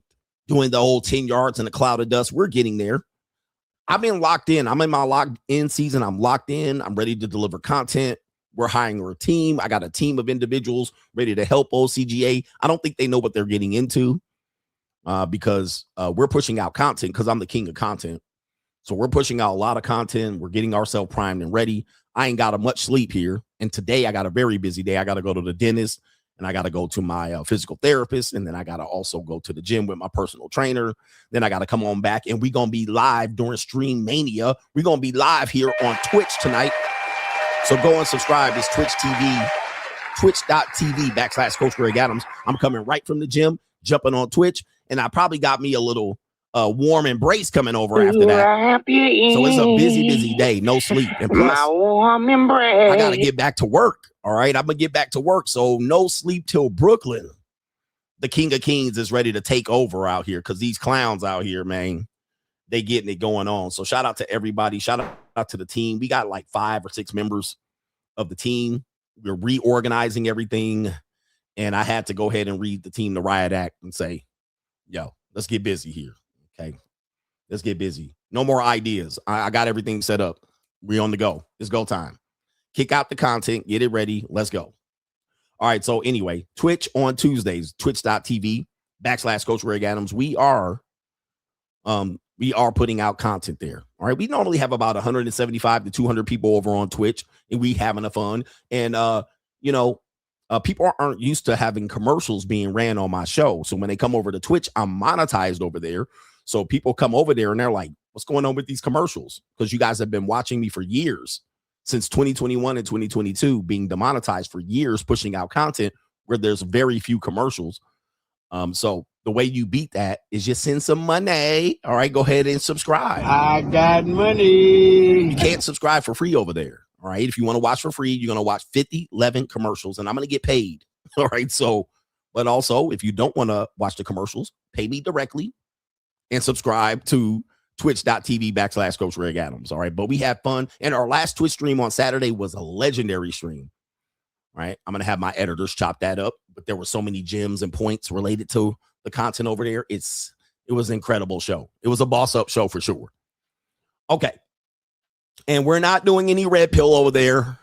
All right. We will still have knowledge. There's no red pill. The red pill is dead. All right. The red pill has been exposed. They lifted up the skirt of these coward ass content creators. CGA is in this Hollywood era. We're having fun. I'm inclusive. I'm inclusive. But no red pill ranger shit. But I'm going to still give you the real. All right. The real is not the red pill. But anyway. What are we doing here? We got inside the mind of modern women. Oh, no. We do have one more crime story to talk about. I guess it's out of order on my damn clips. All right. But we'll cover that later.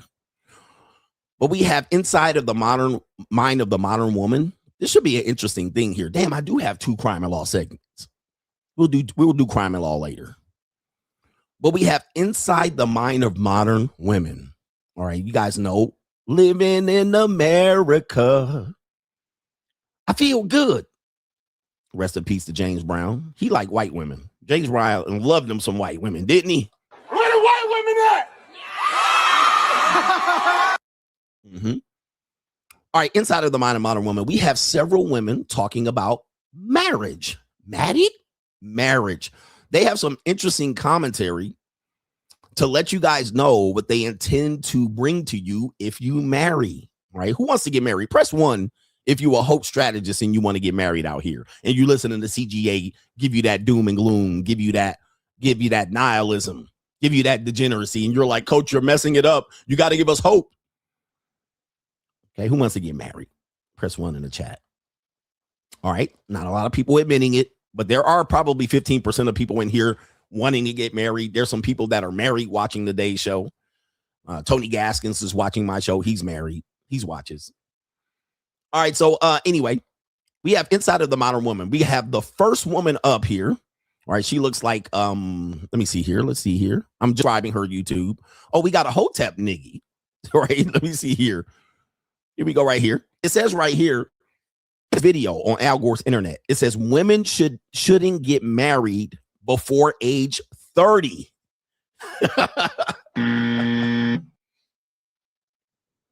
Wow. I'm telling you, man.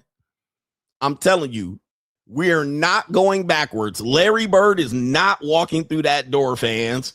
Larry Bird's not walking through that door, fans. Goodness. Kevin McHale's not walking through that door. Robert Parrish is not walking through that door. And if you expect them to walk through the door, they're going to be gray and old. They're going to keep pushing it further and further, man. In order to get, like, guys, if you want change, you got to literally change. You got to get out of the system, a.k.a. the Matrix. You got to go to another place. Go to another country where women got dirty feet and they eat off of $200 a month. Okay? But they're not changing this here, especially the melanated black woman. I know the black community always wants to find solutions. There are none. There's no solutions. It's cooked. It's not going to be recoverable. As long as these young niggas running around here, these YNs, it's gone. All right. So sorry. You're going to have to get your passport. You're going to have to move to another country. You're going to have to go over there and trick, whatever you got to do, bro. But it ain't getting back together. Your community is donezo. You're not bringing these, what a Coretta Scott King. You're not getting any Coretta Scott Kings out here. So this woman says women shouldn't get married before the age of 30, and she's going to tell you why. I'm actually curious. Why shouldn't a woman get married before the age of 30? Because I think this is important to say, right? Because I know there's going to be a lot of young women watching this, and I'll say this. Personally, I don't think women should marry before 30. I don't. I think your brain is still forming. The person you were in your 25, 26, 27 is still calculating. And it's funny because I wish at my time when I was creating content, this was like 2010, 2011. I was with a long-term ex now, obviously. Hopefully. No. And listen, I always say I have no exes and no exes have me. So exactly, right? And he stopped me from creating content. He did. I could have easily been an OG if I had where I was going, and he would just be like, "Why are you posting on Instagram?" And like, "That's so grotesque." And like, and I got so self-aware, and I slowed down being a content creator because of that.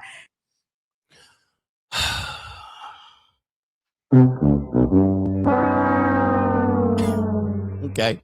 I get what she's saying. You know, she took a back seat to please that person. I've done the same thing and shit happens. But she then said, or she initially started off with, your brain is still forming. Press 1 in the chat if I told you that this was going to be extended further than the original age that the brain was going to form. I told you, I warned you of this. This is definitely what I talk about, the deaf, dumb, and blind, people who don't want to take accountability as fully grown adults. They're going to take this delayed adolescence and they're going to take it further and further and further. Just when you thought it was going to stop, and just when you finally say, okay, I'll agree, 25, they're going to go further and further with it. So now under 30, your brain's still forming under 30. You're still an emerging adult. Your brainstem and your frontal lobe ain't developed yet at 30. I told you. Because this is what losers do. This is what they want to do. And I'm telling you, people are living their life in reverse. They're not building in their 20s. Their youth is wasted on the young. They're literally living their fantasies out. And then they think they're just going to ramp it up at 30 when their brain, my brain developed now, I'm going to go. Now, just because your brain is not, here's the key word with the brain thing. This is the key word. Fully developed. Okay. Fully developed. Fully is the key word. I don't know if you teach English and I don't know what it's called, but fully is the key word there. What people have said and used is that the brain is not developed. They like at 24 and 9 months, it's not developed at all. It's just over there like slush and jello. Then magically at 25, it gets developed. Okay. Just at 25, magically I can learn right from wrong, yes from no. All right, right from left. From 24 and 9 months, it's just a bowl of jelly. Okay, there's no development. And then all of a sudden, it's developed, and now I can be accountable. So the brain is not fully developed by 25. That doesn't mean before 25, you can do what the fuck you want to do. All right, you're still a kid. You're a toddler. You're like, drooling on yourself. Somebody called it a superlative. That's where I'm telling you the argument fails, because people are using that fully developed to live this delayed adolescence, this delayed growth, this lack of maturity, this failure to launch, this inability to say, well, I'm not ready for marriage, but you're ready to fuck and fuck around and get tossed in orgies. You're ready to start an OnlyFans. And also, it's interesting enough, these women supposedly ain't ready to date men like me. Or they're not ready. Their brain ain't developed. So it is fully developed, but that doesn't mean there's no development prior to that. But that's what they're saying. Now they done kicked the can over to 30. Now it's 30. Now they're going to say, I can just trick off my entire 20s, not half of it. And then once my brainstem or my frontal lobe develops, then I probably am ready for marriage. And guess what? 5 years from now, it's going to be 40. 5 years from now is going to be 40. Now, just because your brain is not fully developed does not mean you're not an adult, that you're not capable. Because let's just be honest. If the brain's not fully developed, well, why do we have athletes, professional athletes doing things professionally and getting paid when they're 16, 17, 18, and 19, sometimes 15, early 20s? In fact, some of your famous favorite NBA players, these men have been in the league for 3 or 4 years, and they're not 25 years. They're not even 25. LaMelo Ball comes to mind. Let me see what his age is. He's 24. Yep, exactly. LaMelo Ball is 24, and we've known LaMelo Ball since he was in the 6th grade. So he's a prime example, and I think he's even dating an older woman. All right. He's even dating an older woman. So LaMelo Ball's been in our lives since forever, and he's not even 25. All right. So let me see here. Let me see what his girlfriend's age is. His girlfriend is 36. 36. So that's what I'm talking about. See, it's convenient when you're talking about losers, but when you're talking about winners, it don't apply. So he's dating a woman that's 36 years old. He's 24. Is his brainstem not developed? Like, what are we doing here? Okay. Somebody mentioned Cooper Flagg. Cooper Flagg is 19 years old, and he's doing what he's doing out here. If in fact the brainstem wasn't developed, we wouldn't have these people out here. Why do they get to do what they're doing? But yeah, when you even talk about golf, tennis, any of these suburban sports, what I call teacup sports or coffee sports, these people are pros at 12, 13, 14, 15, and 16. What about gymnasts? Well, you're like, they're using their body, but still. They're actually making decisions, and they're making decisions and getting sponsorships. What about that Chloe Ling? How old is she? Chloe. What's the girl's name? She's a skier. Her name is Chloe Kim. Let's see what her name is. Her age is. She is 25. Okay, but she's been in the scene for a long time. So she's 25. So her brain was developed in the last 4 or 5 years. See, this is the conversation. Now, it gets more ridiculous. What they're saying is losers. Let's just make it this. Losers have to wait until they're older. People that are not taking account and don't want to grow up have to actually have to wait until these ages. But winners don't. But there's a lot of losers, and yes, these are y'all queens out here. Because I think it's important to say, right? Because I know there's going to be a lot of young women watching this, and I'll say this. Personally, I don't think women should marry before 30. Yeah, why? I don't. I think your brain is still forming. That's an L, bruh. That's an L. Guys, I don't buy into this. And yes, your brain is still forming. I mean, this is what my hair would look like if I grew hair and lined it up. I'm just going to let you know right now. This is what my shit will look like if I grew it out and lined my shit up. This is exactly what it will look like. All right. All right. I mean, because my shit thin and right about the same spot. All right. If I line my shit up, that's what my shit will look like right now. All right. Remember that time Shaquille O'Neal did that? Let me go ahead and pull that up inside the Mind of Modern Woman. Let me see here. Shaq, hair lined up. Hairline. Let's see if we can pull that up. Goodness. This is Shaquille O'Neal lining his shit up too. This is going to look like a meme, but it's not a meme. It's actually real. So let's take you to Shaquille O'Neal. He's a member of the Coach Gang. This is Shaquille O'Neal with his shit lined up. And that's about what my shit will look like right there too. All right. Cause I can grow hair. I can get the Stephen A. Smith. All right. People be like, you're bald. I'm not actually bald. I can grow hair, but it would probably look like this. All right. I'm gonna just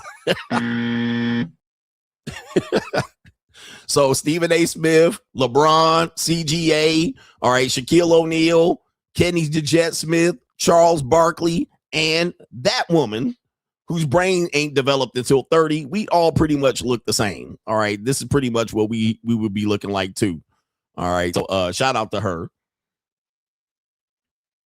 We all the same at the end of the day.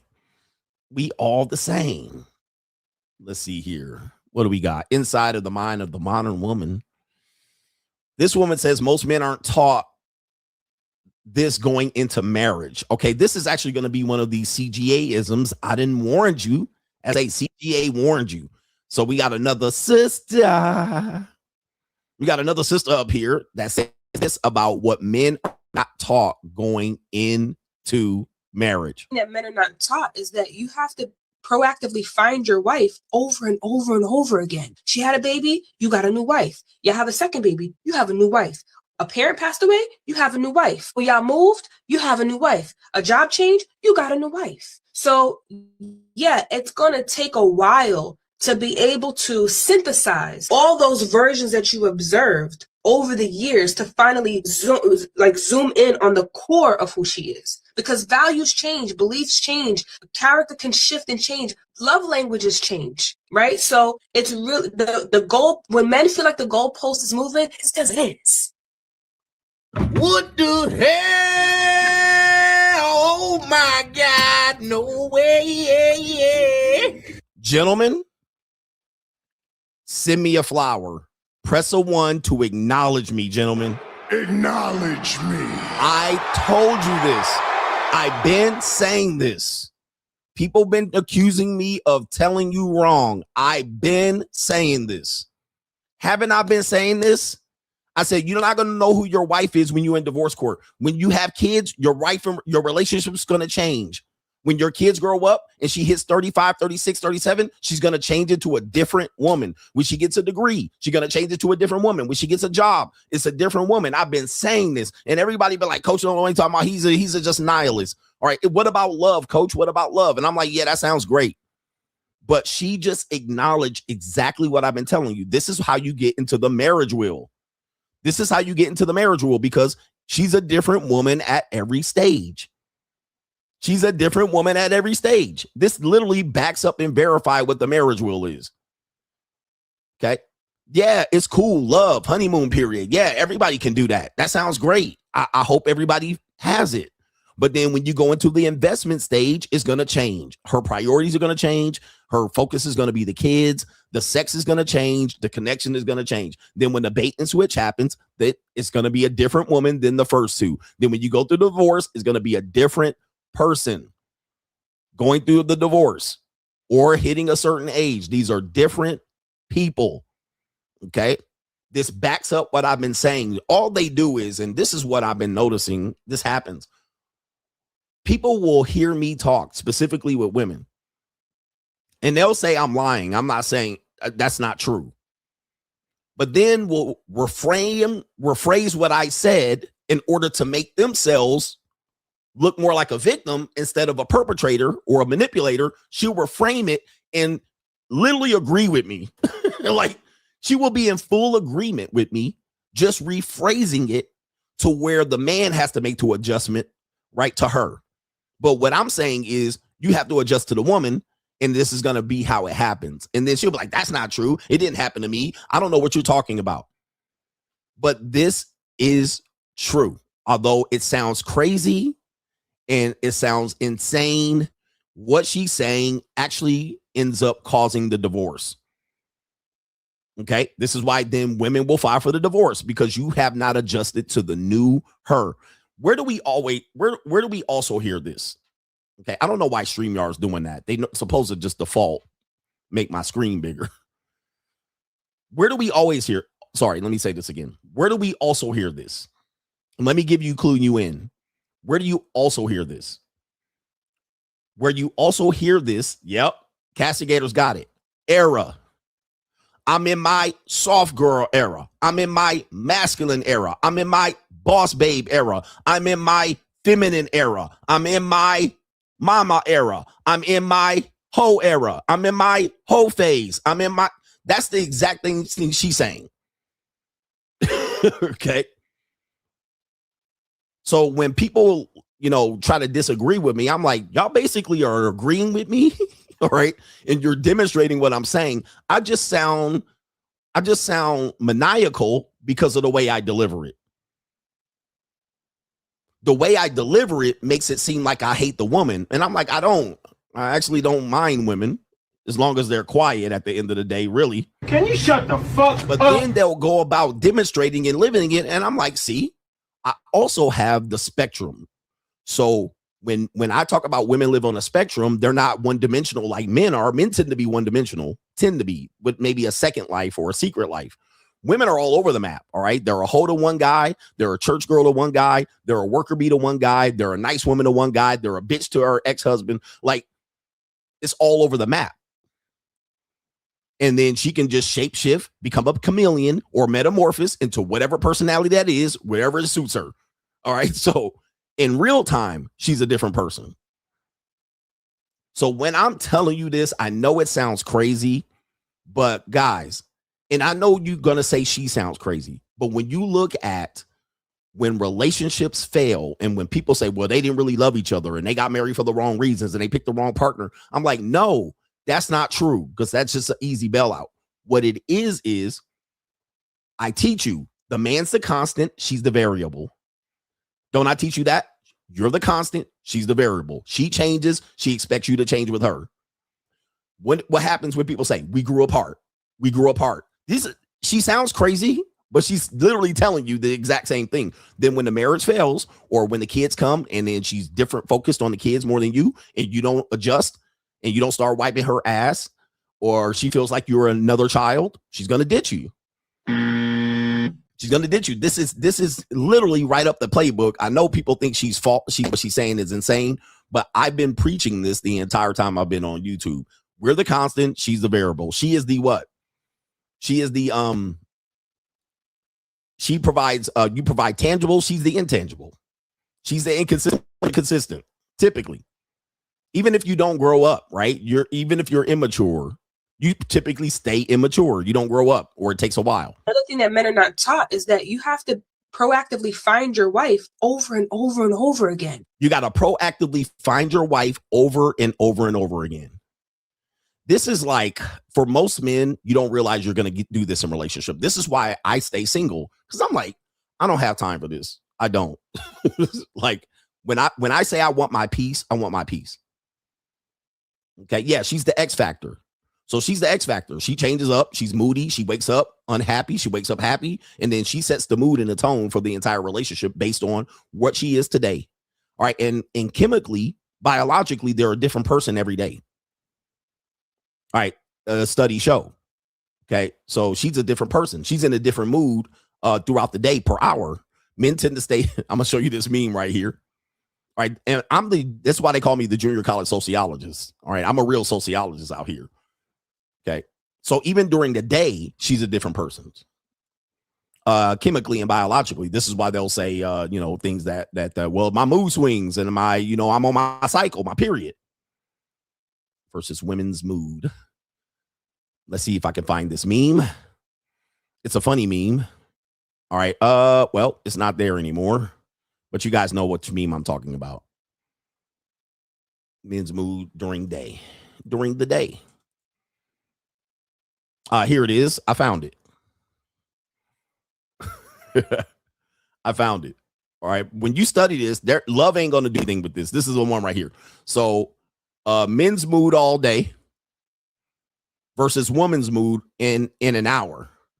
All right. She's hot. She's cold. She's horny. She's bitchy. She's crabby. She's in love. And this and that. She's flirty. She's angry. She's happy. She's sad. But men tend to be constant. This is why I say we're the constant. They're the variable. You have to adjust, sometimes predict, sometimes adapt, sometimes anticipate. what she's going to be. You might guess wrong during that minute, those seconds, those days, those hours. You guess wrong, and then now she up your ass. Pause. All right, but men typically, that's what we do. And where's the horny at? They don't got the horny dude in there because we horny all day anyway. When people try to discredit my teachings, I'm always going to find someone that validates it, because this is what now the women are going to say. Yes, we need that. Yes, queen. As a matter of fact, let's do this. Let's go to the comment section. Let's go to the comment section of the video. Pretty sure some dudes are in there going ham.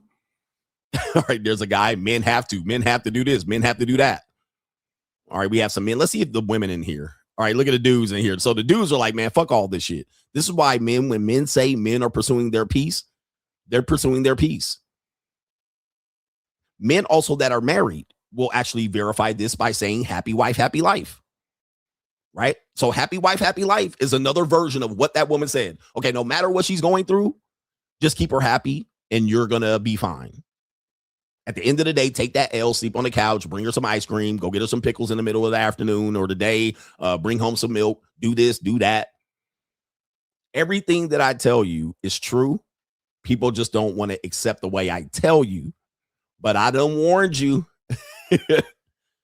Yep, she's a chaos. All right, agent of chaos. Shout out to the original Black Manispherians. I want to say, I'm going to give credit to Black Ram 313. All right, but agent of chaos is what men used to talk about back in 2018, 2019, 2020. Agent of chaos. Maybe a brother, Chronicles of Judah, agent of chaos. Or people will say children with breast, child with breast, agent of chaos, Chronicles of Judah, child with breast. She had a baby, you got a new wife. You have a second baby, you have a new wife.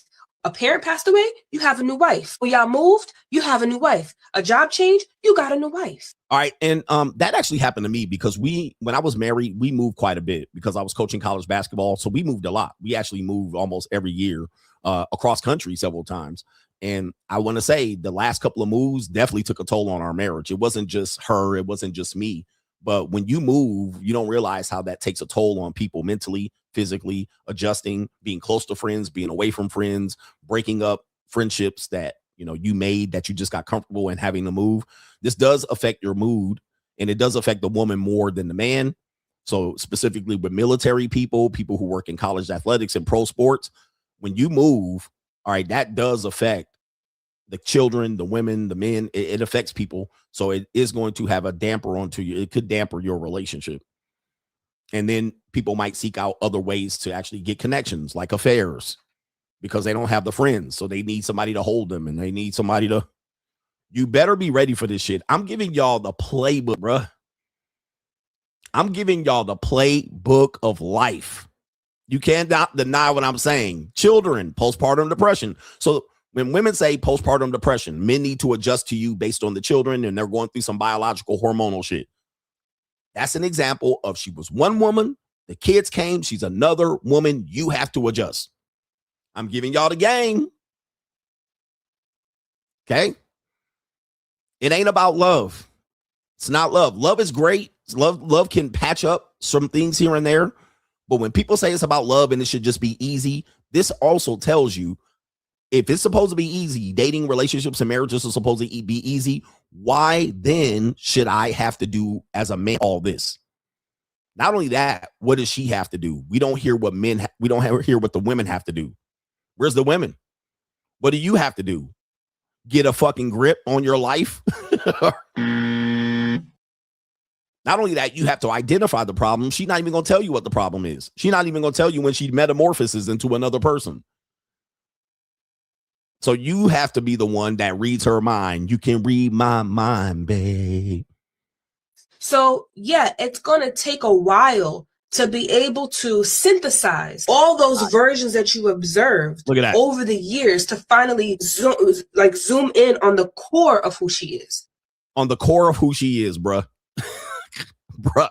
When I tell you, and when people criticize me, especially the Christians and the ecclesiastical Christians, why I'm out here from city to state, state to state, ocean to ocean, country to country, motherfucking sea to sea.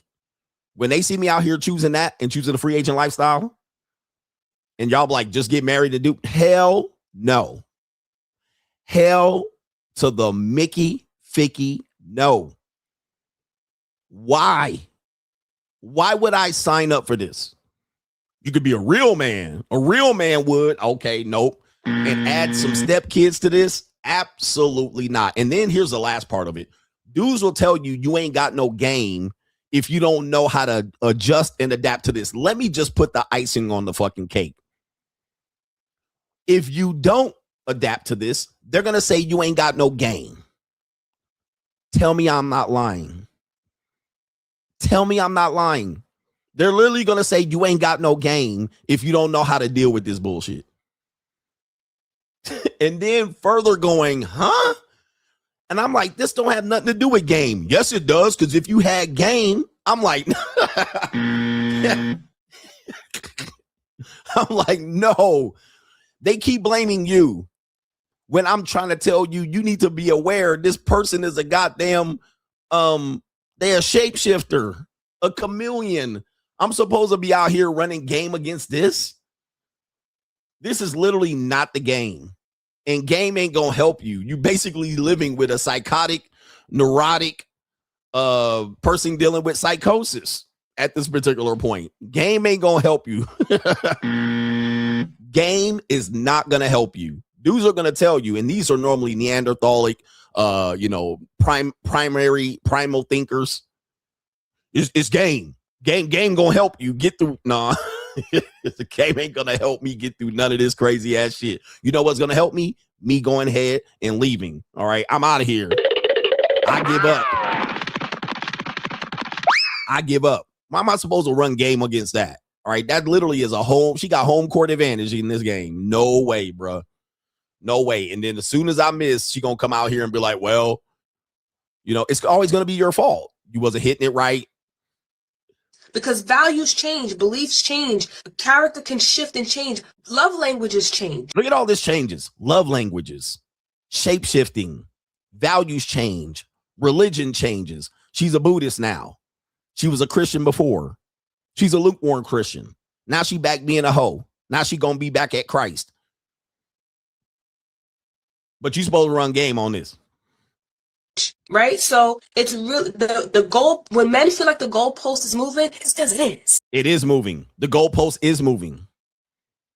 She's not even denying it, but people are gonna say it's just her. No, bruh. This is exactly what I've been telling you. It really is. We are moving the goalpost. Right? We are moving the goalpost. But if you don't adapt, it's your fault. And it's all Jermaine's fault. It's always Jermaine's fault. Right, we have talking about hormonal fluctuation. There's a hormonal fluctuations. Look at all these excuses. And of course, when it's biology for men, it doesn't count. So we're actually engineered to procreate and be non-monogamous. Oh, well, that doesn't matter. You have to have a belief system in the Lord, and you got to keep it in your pants, and you got to overcome it. So we supposed to overcome our biology. Our biology don't count. But now when it's time to make an excuse, her biology matters. Well, it's our hormones, and it's our this and that, and it's our biology, and it's the way we are. So we supposed to adapt to her. But when I want to go out there and look at some ass and be grab assy with the girl next door, I'm supposed to control that. Because my biology don't matter. I'm biologically programmed to have multiple wives. I just can't afford it. But that's also, I'm biologically programmed to have side chicks. So biology don't count when it's for us. Biology counts for them only. Excuses. You have 4 different versions of a woman in 1 month. Bruh, I hate being right, y'all. You have 4 different versions of woman in 1 month. And she's going with this. And trust me, I've lived with 4 women in my life. Well, literally more than that if I count my daughter and my mother in all my life. She's not lying, guys. She's not lying. You don't know what the hell you're getting when you wake up. This is why dudes say happy wife, happy life. That's the easiest thing he can do. I'll just adjust to her. She's going to set the mood from the day. When I was married or living with women, dude, I literally will wake up before and get my shit done.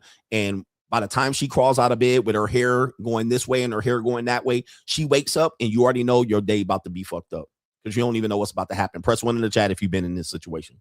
You wake up in the morning, you mow the lawn, you do this and that. Okay, you go shopping, you go in your wood shop and you cut up shit. You go in your office and do some work, And then right around 8:30, 8:39, 9 or 10, here she comes. She wakes up and start telling you, what are we doing today? Why you do that? How come you haven't done this? Why you didn't plan today? You didn't set a date? All right. Why you didn't get the kids out of the bed? Why you didn't do?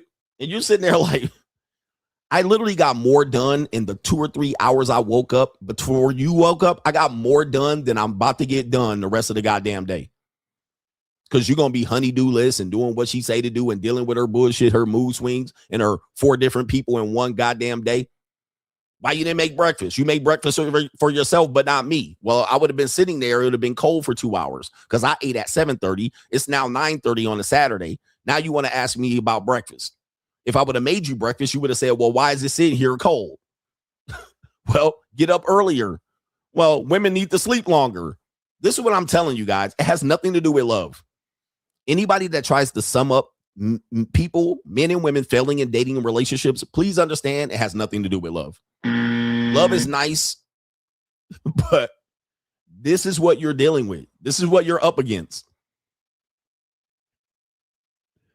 Right? So another thing that men are not taught is that you have to. All right, we're done listening to this. But again, CGA was right.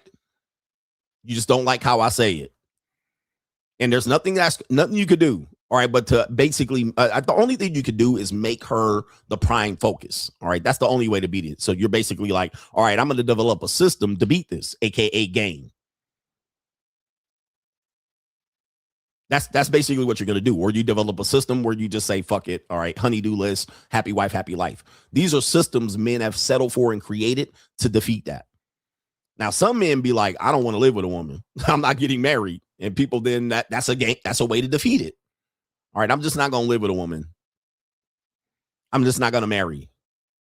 I just don't want a girlfriend. I'm going to go MGTOW. I'm going to go take the red pill. I'm going to live by myself. I'm going to move overseas. Passport bros. I'm going to move overseas because those women are less likely to use that as a control, or they're powerless, or they have less power to dictate your life because they don't have the government or the court or the police to run to.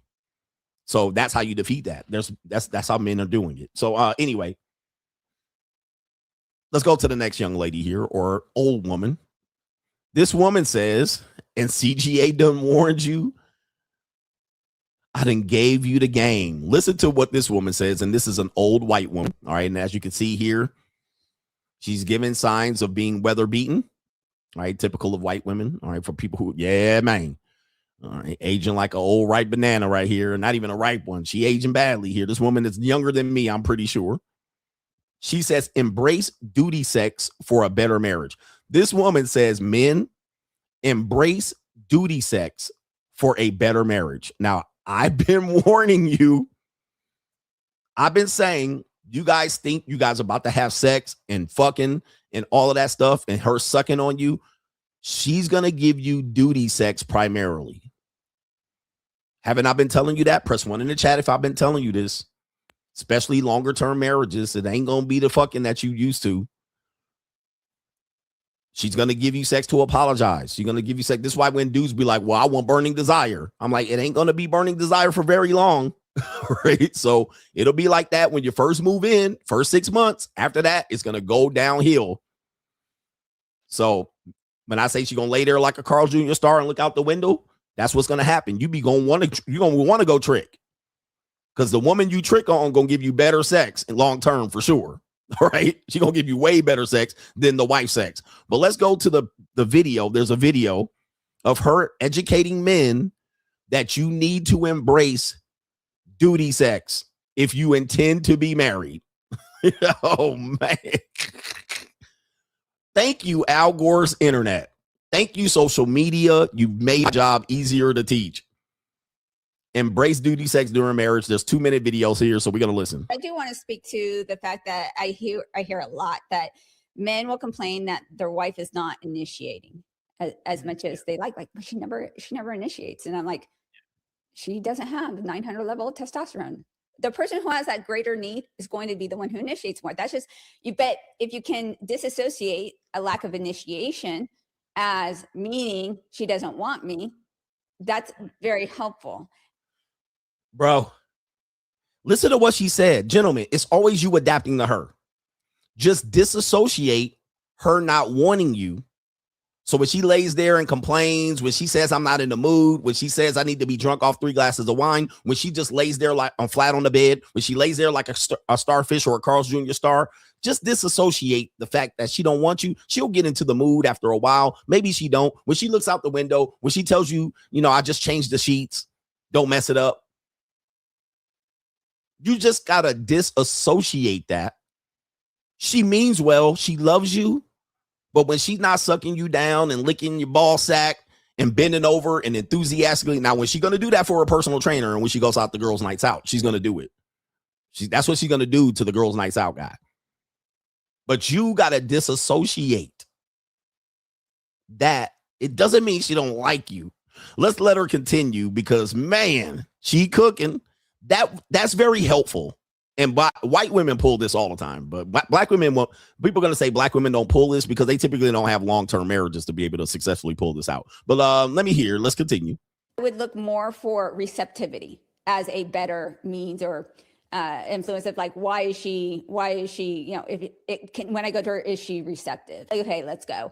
Also, there's also a kind of poo-pooing of the idea of duty sex. And I'm like, you know what? I say go for it, guys. Go for duty sex. And here's why. Go for duty sex, gentlemen. This is their solutions for you, gentlemen. Okay. I haven't showered in 3 days and I smell like a bag of onions. Is any of this turning you off? Nothing. Now, remember, this woman is with you in that house for 30 or 31 days. She's there every night. Just go for the duty sex. Just roll over and let her just lay there. Yeah, go for it, guys. I haven't showered in 3 days and I smell like a bag of onions. Is any of this turning you off? Where the ladies at? They Nothing. quiet. They quiet, bruh. This is crazy work that they're like, what's the problem with that? This is why men lead in going to strip clubs. This is why they purchase OnlyFans. This is why they lead in purchasing OnlyFans. This is why they lead in having relationships with hookers and escorts. Married men are the leaders, not single incels, not men that are living. They're the leaders. Married men. That's why they go to titty bars and get their dick sucked in VIP rooms. Married men. That's why they have affairs. This is why there's Ashley Madison. It's not because they can't keep it in their pants. It's because their wife is like, just go ahead and embrace duty sex. There's nothing wrong with it. Let's hear what she has to say here. We'll rewind it because I did cut her off. And look at this guy right here. Okay. Well, okay. Look at his face now. He's like, what? Okay. Also, there's also a kind of poo-pooing of the idea of duty sex. And I'm like, you know what? I say go for it, guys. Go for duty sex. And here's why. Is women, a lot of times, there's a lag. So sometimes they have to physically, like when you go to the gym, you don't always want to hit the gym, but ultimately once you get there, you're happy you did it, right? Very much the same thing with duty sex for women. Wow. So if she's like, oh, I'm not really in it, but okay. And you're like, oh, well, forget it. Never mind. You just robbed yourself out of a good time there. Shit. Right. And I've been married. What she's saying is true. You just robbed yourself out of a potential good time by not pushing onto your wife and being thirsty and forcing her into sex. I thought that's called marital grape. So I'm supposed to keep pushing and pushing and pushing you, and you keep rejecting and rejecting me. All right. And I'm supposed to just keep pushing and pushing and pushing. But I have a blurred line between marital grape and getting robbed for a good time. Yeah. The thin line between grape and having the time of your life. Yep. The whole coercive control. Now I've been graping her the entire marriage. This is unbelievable. By the way, I only saw like the first couple of seconds of this and I knew this would be a great share, but this is not disappointing. This tells you everything that I've been telling you. there, because now what guys are saying with duty sex is they don't want the woman to go in there and hem and haw and do the starfish. Of course. They want them to at least minimally participate, right? Minimally participate. Right. So what I'd like guys to do is to acknowledge that your wife is showing up in the way that she can. And that's not to be disrespected. It's to be embraced and appreciated. Appreciate it. Appreciate that your wife needs 3 glasses of wine to fuck you, or you got to warm her up. You got to get her ready and primed. And that's happened even when in my marriage, because, wife shows up like that. And then, I make it happen. And then she was like, I'm glad you did that because, I wasn't in the mood, but I got in the mood during. All right. And the things you did got me into the mood. And then we end up having a great time. But yeah, I had to do coercive control. I had to kind of force the issue and take the lead and grab her by the hair and spank her on the ass and, warm her up and tell her whisper sweet nothings in her ear and give her a cup, load her up, get her high. Right. Yes. Eventually she warmed up, but that's 50% chance that that's going to happen. Sometimes she's just going to be hella moony, but she said, just appreciate it. Just appreciate it. Starfish. And then what you can do is take that opportunity to really thank her and be like, babe, I so appreciate that. I feel so good. Thank you so much. I love when you show up for me. I know you just did this for me. So you're giving her this positive feedback that you acknowledge at least the efforts. It gets you closer to where you want to be. Because what's going to happen next time is she's going to be like, oh, well, I'm not really in the mood, but gosh, look how we responded last time. It motivates her to do better for the next time. So I think guys need to realize that the initiation is not going to be as great. So don't always take it so personally, and use duty sex as a positive reinforcement mechanism to reward good behavior. Oh my goodness. It got worse. It got worse. Now, duty sex is rewarding good behavior. When I tell you all men pay, I've been trying to tell you, well, I don't pay. Married men, you got to pay for sex. I don't. And I'll be like, that's a lie. That's a lie because I've been married. Don't lie to me, sir. I don't have to do all that. I can just take a fistful of 20s and go down to the JUCO and I'm good. This is what you have to do for your 5 out of 8 times you fuck your wife. And we're not even talking about a good fucking. She's just lying there. On average, married people have sex 8 times a month. 5 out of the 8 times, I've been telling you, it's just duty sex. Or she's wanting something. She's trying to get you to buy something. She's rewarding good behavior. It has nothing to do with it has nothing to do with burning desire. And she just wanted you and she couldn't wait to jump your bones. Get that out of your mind. All right. Or what do they call it? They rewarded you for doing chore play. Oh, you did good. You got the kids up and you gave them breakfast and you took them outside in the play and you gave me mommy time. Rewarding sex as a reward. Transactional sex. This is all transactional sex. People will deny it, but this is all ways for men to pay for sex in their marriage. All right. You're going to deny it because it sounds fucked up, but it is. Here's your Scooby snack. Here's your cookie. You deserved it. You were a good boy. So I'm going to give you some lazy, lethargic ass sex. Golly. As they say in old Andy Griffin, Gomer Pyle said, golly. All right, we got some main events coming up here. Actually, I got one more crime and law segment.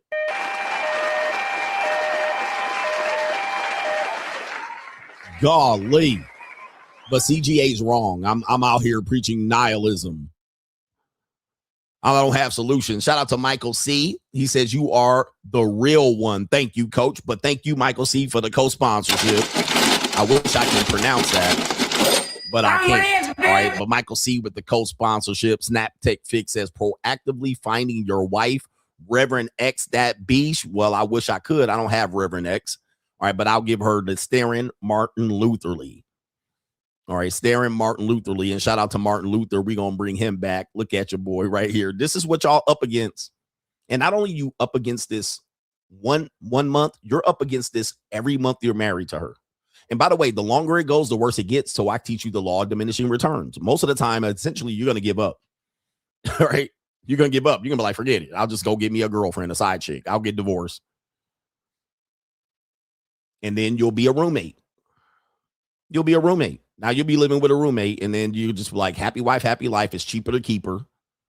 And that's how you're going to survive. You're going to weather the storm. And you're going to hope that she don't divorce your ass in 25 years. All right. Anyway, real men would lead. Real men would run game on her and give her the Jedi Knight trick. The Jedi mind trick, I should say. She really don't love you, coach. That's what it really is. She really don't love you. Shout out to our brother Kaylin says, Jalen Green got Drea Michelle pregnant. He was 24 and she was 41. His brainstem isn't developed and she's older, but isn't she a predator? The double standards are crazy when it comes to age gaps. Men don't feel ashamed to date younger women. Never feel ashamed. This is part of the thing that I talk about, unapologetically masculine. All right. Let them deal with their own issues. You do what you want to do as long as it's legal and safe and people are consenting. You go to the right place to do it, whether it's a different city, a different state, a different country, you can get it in. All right. You're not doing anything wrong. All right. It might be wrong in their mind, but that's their problem. I'm like, you ain't wetting my dick. But you will find that women typically will tell you you're wrong doing it. And then they'll turn around and do it. And they'll be like, well, I can do it. Your wife will do it too. All right. Your wife will do it too. You be like, I came home every day. I did this and I did that. And you solidified yourself to build trust in your relationship and marriage. You didn't go to the titty bar. You didn't go to the nightclub. You didn't go party. You didn't go drink. You didn't go stay out late at night. You came home every night. And then what'll happen is she'll shapeshift and then she'll want to go out and party and drink and do all that shit. And you be like, hey, I didn't do that. I didn't do that in my marriage. I stayed faithful and you know, I built trust in you. I don't know why you're doing that now. And she'll be like, I didn't ask you to do that. You didn't have to do that. And you're like, what? You did that. That's your fault. It ain't mine. That's an example of standards for me, not for thee. Okay. Rules for thee, not for me. So that's an example of you did it. Or let's say, for instance, you're like, I like younger girls, but you know, it might seem weird and my community wouldn't accept it, but you really want to do it. And they talk you out of it. Then all of a sudden your wife gets older and she starts dating younger guys like Nia Long's gonna do. And you're like, wait a minute, where's the double standard? She'd be like, you could have did it. I didn't ask you not to do it. You didn't have to follow what I said. You didn't have to listen to me. And you're like, what? Yes. That's why we live unapologetically. You can shame me all you want. You can be uncomfortable. You can say I'm contributing to the indecency of society. At the end of the day, I'm not breaking any laws. I'm not causing any harm. I'm not taking advantage of anybody. I'm actually doing a fair exchange. I'm doing what I'm doing. I'm not violating any principles. I'm not going to go to hell. I'm not going to die. I'm going to die anyway. You're going to die too. But at the end of the day, I'm doing nothing wrong. You're trying to say you're uncomfortable with it, but certainly then if it applies to you, you're going to say, well, it's fine when I do it. It is what it is. It is what it is. So fuck it. I'm unapologetic about my behavior. You can say whatever the fuck you want. You can commit sign language against me. You can do whatever you want. At the end of the day, my dick getting wet. I don't care if she's 18, 20, 25, and 30. And I don't care if you care for it or are uncomfortable about it or you think it's somebody else's daughter. I give a fuck not. It don't matter to me. I'm a pedophile. I'm a predator. It don't matter. It's legal. It's ready to go. And don't say if she was younger, it would be legal and you would do it. Nigga, it ain't there. There's no law. The age ain't going down. We don't have that scenario. So don't create that scenario to then make me out to be a perpetrator. I'm not causing any problems. Okay. I'm doing what I'm doing unapologetically. You can like it or not. Same thing with the tricking thing. Well, you tricking and messing it up the game for me and us. I don't give a fuck about you in us. I'm not causing any problems. I'm not violating any laws in some municipalities. All right. I'm not causing any harm. These are two consenting adults. These are volunteers, not victims. Everybody's happy with the scenario. Shout out to our brother Martin Muhammad says, for the Goalpost lady, I understand and agree, but she can't be self-aware and express what's going on with her. You got to find her over and over. He says, who has lifetimes to fish for who someone is every day, using her words, B word. He says, just that will make a mountain of difference. I actually was accused of, in my marriage, she was like, you didn't help me through my postpartum depression. And I was like, I'm sorry, what? I said, what the hell? Oh my God, no way. She was like, you didn't encourage me to go get help. I'm like, so you wanted me to recognize the signs and book an appointment to check you in to a hospital, check you in with a therapist, and then help you get help for your motherfucking self.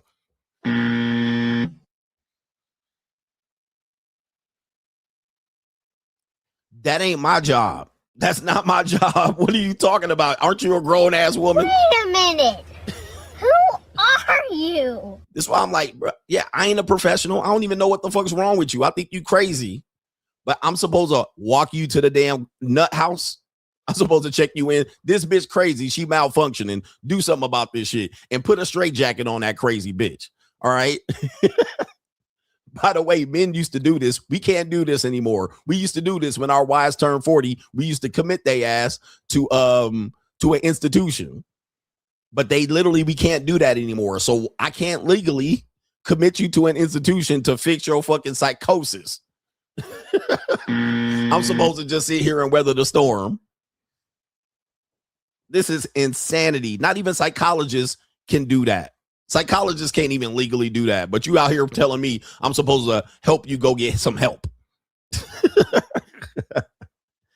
All right. This is outstanding, man. This is outstanding. This is when she just said the goalposts literally just move all over the place and you got to play whack-a-mole trying to figure it out every day. I'd rather just stay single. Well, you're not a real man. You're not making an honest woman of these women. Insanity, bruh. Where the ladies at? Y'all quiet as a church mouse pissing on cotton right now. And it says right here, Martin Muhammad says, add psychologist and deep sea diver to men, to what men have to do for basic respect. Basic respect. If you want me to cook or clean, you got to do a psychologist, deep sea diver, deal with duty sex, deal with the fact that she's moving the goalposts and shape shifting, and maybe I'll fuck you. That's what she's saying at the end of the day. Like, what? He says, do I look like Freud or Jacques Cousteau? He says, my bad, honey pie. I was too busy being your CEO. Bob Ross, an artist, Bruce Lee, protector, Bernie Mac, entertainer, and Alfred, the chauffeur. I was too busy also earning $100,000 a year, 6 figures, in the middle of trying to figure out how to take you to a psychologist. Okay. I was too busy trying to lead and take care of the kids and do chore play and do half the work. So you're not doing all this emotional labor. I was too busy doing all that. I didn't recognize the sign that you need to be committed to a mental health institution, an insane asylum. Sorry. And I was too busy trying to get you to suck my dick. All right. In the middle of all that.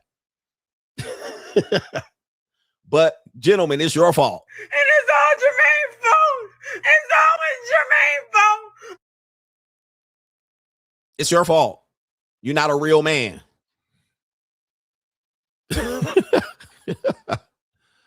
Ladies, where y'all at? Where y'all at? It's literally Mission Impossible. Speaking of, shout out to Campster email says 1 week after she called the police on me, she went to jail for domestic violation, battery on camera. The irony is I'm enjoying my morning in 2 homes. I'm enjoying my children. Coach didn't lie. Marriage will is undefeated. I didn't get married, but if you date, it plays out the same. Yep, dates play out the same. Like, guys, you don't miss this. Like, well, I won't get married. I'll just date. Dating is the same thing. It's just on a smaller scale. All right. I've been telling you that for a long time. Marriage is not a destination of perfection. It's not the end goal, meaning it's not the last stop.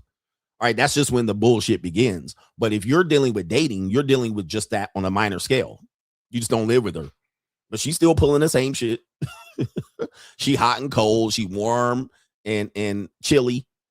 It's the same stuff. Even baby mama. Shout out to a brother here. It is Brazzy says, Coach, you are spot on. My girlfriend's brother lives at home and racked up debt and a payday loan. She asked me to move in with her parents to save money. And I flat out said, nope. He says, we gonna make it where we at. Gimme a boss up. Man, that's crazy work right there. Boss up, nigga. Your girlfriend's brother lives at home, racked up dead. Then she asks you to move in with her parents. No. Nope.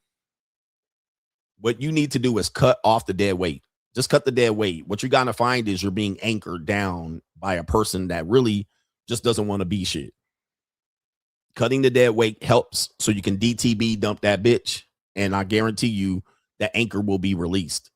She's also going to accuse you for just leaving her high and dry and not being there when she needed you. But again, be unapologetic. Jay says, why is it that women think men hate on their lifestyles? He says the only thing men question about is their honesty of how they create and maintain said lifestyle. What's your take? That's what I think it is. I think like if a woman travels and she has her own money to travel, what men inherently know is that she's not supporting herself doing that 100%. I've flown myself to Paris. Okay. I've done Greece. I've island hopped. I've done all of that. Now, some women might pay their way, but they also are finding a way to pay their rent after the fact. So they come out, use dating. They do it. Listen, scenario. I was dating this chocolate sister at the JUCO. She was pretty much a new JUCO per se. She was doing that when I first met her. She had went on like 5 vacations, like at least 3 or 4, and with her friends and buddies. And she was talking about, I'm going here, I'm going there. And I was doing the same thing. So I was like, that's cool. She enjoyed that lifestyle. She was young. She was like 30 or 31 or something like that. And what ended up happening was as I got to know her, we were off and on, hot and cold, like JUCOs are. So I would come in and go out, come in and go out. And what happened was by the time a year went by, 1.5 years of us going on and off, she was broke. Like she was in debt. She had creditors after her. Her car was about to get repossessed. She had issues with the rent rising up. Then I found out her father was the supporter. So while she might have had other men in and out supporting her, and I played a part in that a little bit here and there, very minimally, what I then found out was the father was the enabler. But she had a good job. And then at one point she got laid off, and then she was doing what do they call it? Gig work. And then looking for a new job, and then got a job where she was underpaid. If she's listening, she knows who I'm talking about. But then she had a repo man issue. It was, but then dude, you pull up her Instagram and put up her Facebook, you ain't gonna see none of that shit. So what men inherently do, answer your question, why is it that women think men hate on their lifestyles? Well, number one, if men are to do that and compete with them, we don't realize that somebody else is sponsoring her, a parent, a father, welfare, government assistance, some scam, right? They're a sugar daddy. Somebody else is sponsoring her, whereas you nobody's sponsoring you. So when she says, I've been here, I've been there, I went to that restaurant, I did this. Well, you can't compete because nobody's sponsoring you. So then that's where the hate is. Okay. That's where the hate comes from. So that's going to look like jealousy. Same thing. She's going on vacations and yachts and parties and this and that, boat parties and this and that. So the hate from the men come from that, because we inherently know somebody else is covering that cost. Somebody is on the other side of that phone. The sugar daddy is on the other side of that phone. When she's taking pictures of a plate of food at restaurants, we know there's a second plate. A lot of us are looking for the second plate in the cup. So she takes a picture of the food, and we're looking over there to see who's on the other side. Is there another cup? Is there another plate on that table? Why? We're not hating on her and what she's doing. We're looking at it as you're doing it and showcasing it, but you're not paying for it. And then you come to us saying we're broke and we don't travel and we don't go out, specifically when you're in your 20s and 30s. That's what men inherently hate on when it comes to that, because you're trying to make it look like you're providing that for yourself. And some women are, not very many. Okay. And for men, when I'm the sugar daddy on the other side, I'm one of few men that will admit it. The funny thing is, y'all was calling me tricks, but now y'all saying I'm taking advantage of the women. Which one is it? These women don't look happy. I thought they were taking advantage of me. I thought they were winning. I thought they were finessing me and getting over on me. Now y'all changed it to move the goalposts to these women are taking advantage of them. You're womanizing them, and these women ain't actually happy. Which one is it? Which one is it?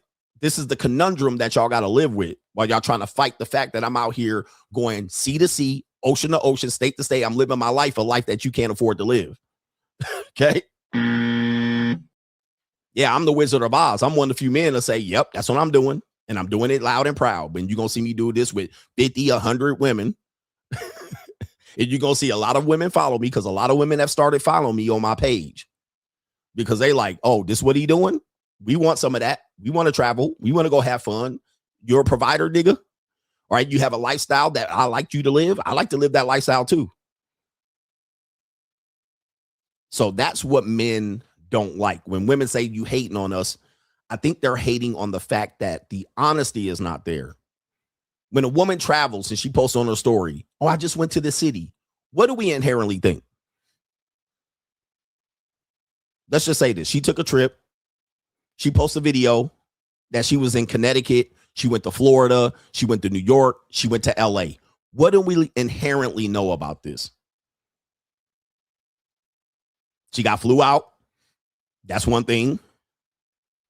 Somebody paid for it. Who paid for it? What was she doing there? You know she got fucked. You know somebody ran them guts. There's a 98% chance that whatever she went to, somebody ran them guts. She went on a tour. She sold pussy at there. She sucked some dick when she was there. She sold some pussy. We already inherently know that goes with it. Now what happens is what he's asking is the honesty about what she was doing. So then we be like, well, we know what you're doing. And she was like, I'm not doing any of that. I paid for it by myself. I didn't see nobody. I just met family. I just went on the beach in Jamaica and I read books.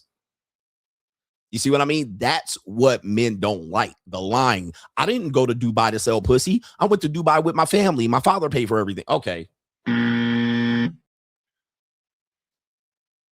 That's what men don't like. So that's what men are hating on. Not the fact that she's doing it or they're able to do it. It's the lying behind it that people don't like. Similarly, with my post, somebody's going to go on there and say, well, he's paying for all that. Duh. I didn't lie about it. In fact, I've been telling you that's what I'm doing. Now, we don't know if that woman got paid, but certainly we know that's going on. So when dudes do that, that's hate. But they're acting like I was dishonest about it. But I'm not. You knew what I'm doing. It's Get 'em Daddy season. You know what I'm doing. Get 'em Daddy. Like, I'm telling you what it was. It wasn't like I didn't tell you what I was doing. You know what I'm doing. So why you going on there to put it there? Because you're fighting that battle. I was completely honest about my lifestyle. Now, I didn't pay. Some of them girls didn't get paid, but it doesn't help them. You know, they still going to go with that because, again, they don't like the lifestyle. But you can't convince them of that. You be like, well, that one I didn't pay. Her, she didn't get paid. Okay, she did. Or she didn't. In their mind, all the women get paid. I can't get no free pussy. The woman can't just be there for the lifestyle. She really don't like me. They got to make it work for themselves. Shout out to PPB Army in Vietnam, enjoying this post-nut cigarette with a worn out ling-ling in my bed. Salute to the coach. Boss up, you Negroes. Hashtag Keisha Free. Shout out to you. What kind of fuck you give me? He having fun over there in Vietnam, just like women have fun in Dubai, in Jamaica, and areas of West Africa. We can have fun as well. Shout out to you and that Ling out there that you done took to the woodshed, and that's a co-sponsorship. Shout out to her, and that's what Lings are for. That's what Lings are for. I'm rich, bitch. Any Lings in here? Any Lings here? Half Lings, mixed Lings, Blasians, Wasians, Cambodian Black Asians. What kind of fuck you give me? Shout out to Chris Abney, says, much love, coach and the gang. My book, The Spouse Sync Strategy, created to help men identify and deal with females' menstrual cycles from a scientific level like a boss. The Spouse Sync Strategy. Go ahead and check out his book if you want to help men or yourself identify and deal with females' menstrual cycles. Shout out to you. And most of you guys are going to deal with that unless you get an old woman who becomes why is the word slipping on my mind? What's Halle Berry's word? You know the word. Can't think of the word. Shout out to Strife Excel, says, duty sex is just like a job. just over broke. The bare minimum is like the prize you get on Fridays at work instead of the promotion. Slave mentality, shaking my head. Gotta be a free agent. Shout out to you. The bare minimum. Yeah, premenopausal. And the menopausal mustache. Shout out to the menopausal women. Premenopausal. But yeah, he said it's duty sex is like a job, just over broke. They just give you the bare minimum. And then when you complain about it, she'd be like, you lucky you got it. I swear to God, when I was married, I was talking to one of my ex's friends, and she was a nice looking woman, but she was very ecclesiastical, right? She was like kind of a NPC, nice girl, grew up in a small town, this type of thing. And they were talking about sex and the marriage. They both were married, and they were talking back and forth. And we had been married for a short amount of time, and they had been married longer. And my wife came back and she was like, oh, I was talking to so-and-so about, sex, right? And sex in the marriage. And that woman told my wife at the time, that he's lucky to get any sex, even once a month. She was like, that woman was like, he's lucky to get once, if I even look at him. And I was like, what a shitty life, bro. What a shitty life. That is terrible. I was like, damn. He lucky to get anything. I was like, damn, bro. And I looked at her. I was like, don't listen to her. You gonna end up divorced. I think we were married like a year or two when that came up. So I think at the time, my wife was like, oh, I guess that's how it works. And I was like, you better not listen to her ass. Big Boss Man says we need to reshape the school system to help condition the youth. He says there should be dorm style schools that separate genders that are grades 6 through 12, but that's a privilege. I agree. I mean, of course, I wouldn't have wanted to go to a school that was non-co-ed, but I think it is probably better to have a separate school system for boys and a separate school system for girls. But again, I wouldn't have wanted to go through that. You want to go for the girls type shit, but you're right about that. But that's actually providing a solution. Last one, Ran says, me personally, I would think that women would love to date Tricks because they don't go 50-50 with women. He says they want to pay for everything. Tricks have no problem with that, which is funny. Again, that's another conundrum. Because women have saw my post recently because I'm doing a 50 Shades of Greg series, kind of pivoting and giving my platform a different little taste, a different view. And I'm going to build on top of that. I turned 50 Shades of Greg. There's a kind of a hidden message with a little bit of degeneracy, debauchery. There's a whole mix, right? So it kind of works out. Well, some women jumped up on there and said, he's an old trick. Now I'm like, hold up. I can listen to I can understand a man saying that.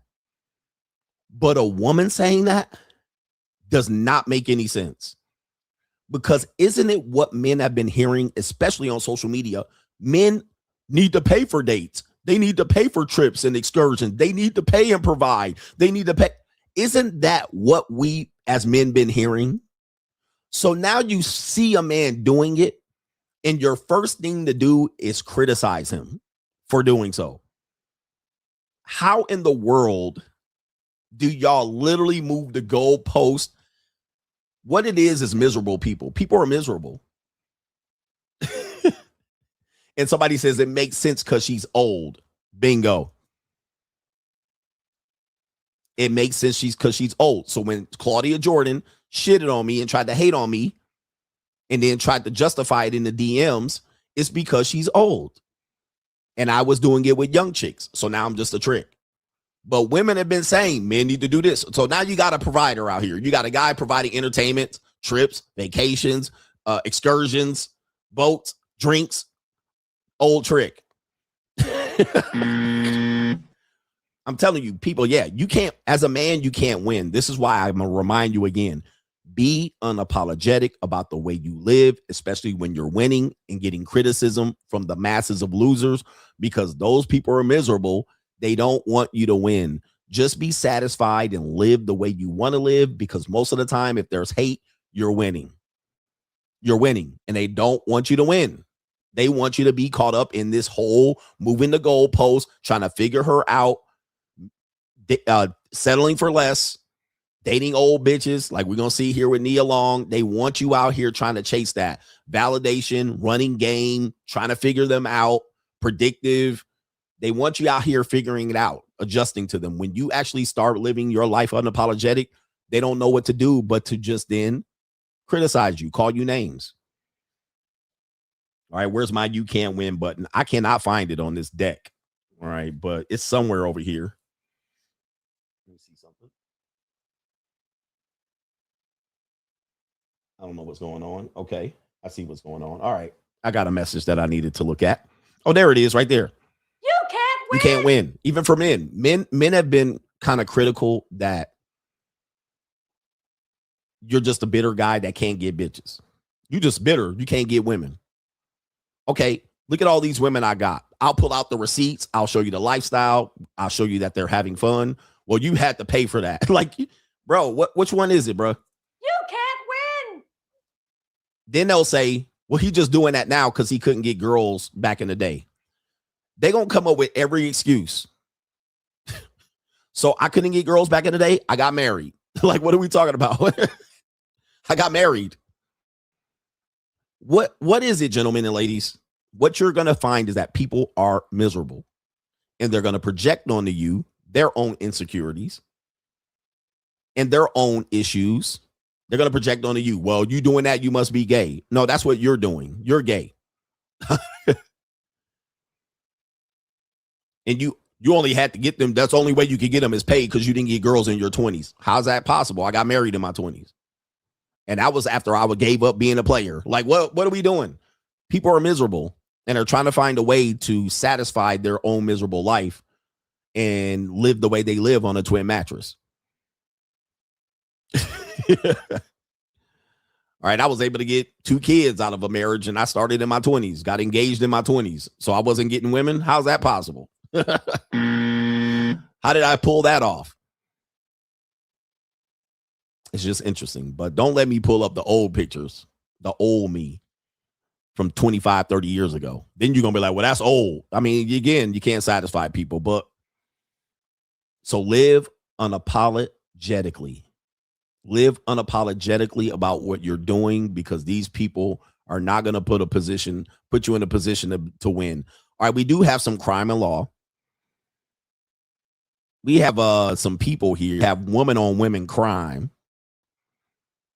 on Crime and Law CGA. We don't even run the intro on this one. Here we go. Crime and Law. Ruby Rose. You guys know who she is. Well, that's not the Ruby Rose we're thinking about. The nigga Ruby Rose is not the one we're talking about. There's 2 Ruby Roses. White people know the Ruby Rose we're going to talk about. She's the lesbian Lily Lintlicker that played Batgirl. I believe that was the TV show. Batgirl. Remember this one? Remember this whole kerfuffle? What year was that? 2020, 2021, where they tried to push the feminist Batgirl, I believe it was, Batwoman, where she was kicking ass and taking names, but she's like 98 pounds. This Ruby Rose, not the nigga Ruby Rose. Apparently, this Lily Lintlicker was close enough to be around Katy Perry. But Katy Perry says Ruby Rose accuses Katy Perry of sexual assault. The singer denies it. Wow. Wow, wow, wow. Gentlemen.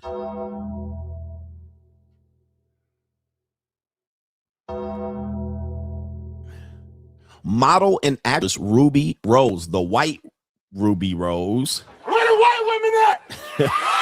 Accuses Katy Perry of sexually assaulting her 2 decades ago. Jesus. Me Too movement coming back 2 decades ago. She kissed the girl and she didn't like it. She didn't like it. So I know where the song came from. The Orange in the New is the New Black. Star alleges in a series of posts on Thread, she took it to the court of public opinion that the pop star assaulted her at an Australian nightclub when she was in her 20s. Rose first commented, let's take this off the screen because it's jumping around, loading up shit. Rose first Let me see something here. I need to get to my screen right. Rose first commented on the Complex Music Threads post mentioning Perry, saying Katy Perry sexually assaulted me at the Spice Market nightclub in Melbourne, Australia. Did you eat that cat? Who gives a damn what she thinks? And for the post, she thanked fans for supporting her after sharing those allegations from almost 2 days ago. She must be broke. I was in my she says I was only in my early 20s. There's an example of, again, the language there. Well, I was young and naive. I was only in my early 20s. I was young. My brainstem wasn't developed. She took advantage of me. I'm now 40. Okay, that's interesting. How old was Katy Perry? How old was Katy Perry? This is like the chickens coming home to roost. This is now women are doing this against other women who are famous. I'm now in my 40s. It has taken me almost 2 decades to say this publicly. I hope you describe how she assaulted you, because I'm curious. All right, I know how it went. Did you eat that cat? Though I am thankful to have made it long enough to find my voice, it just shows how much impact trauma and sexual assaults take. Thanks for seeing me. She wants to be seen. She also replied to another fan who assured the Australian TV presenter that they believe her. Believe all women. It says, before I open up about something incredibly raw and traumatic, did you eat that cat? I tell myself it's okay. You don't need people to believe you. You just need to get it out of your poor body. There's the poor word right there. She definitely broke before it gives you cancer. But then I see this post and tears consume me in a good way. Katy Perry denies this reckless allegation of assault. She calls it dangerous and reckless allegations being circulated on social media by Ruby Rose, not the NB, the white version, about Katy Perry are not only categorically false, they are dangerous, reckless lies. Ms. Rose has a well-documented history of making serious public allegations on social media against various individuals, and the claims that have been repeatedly denied those names. Shortly after the post, Rose wrote that she would go to the police station to see if an investigation into any of my experiences of assault could be done, alluding to incidences outside of just the allegations against Perry.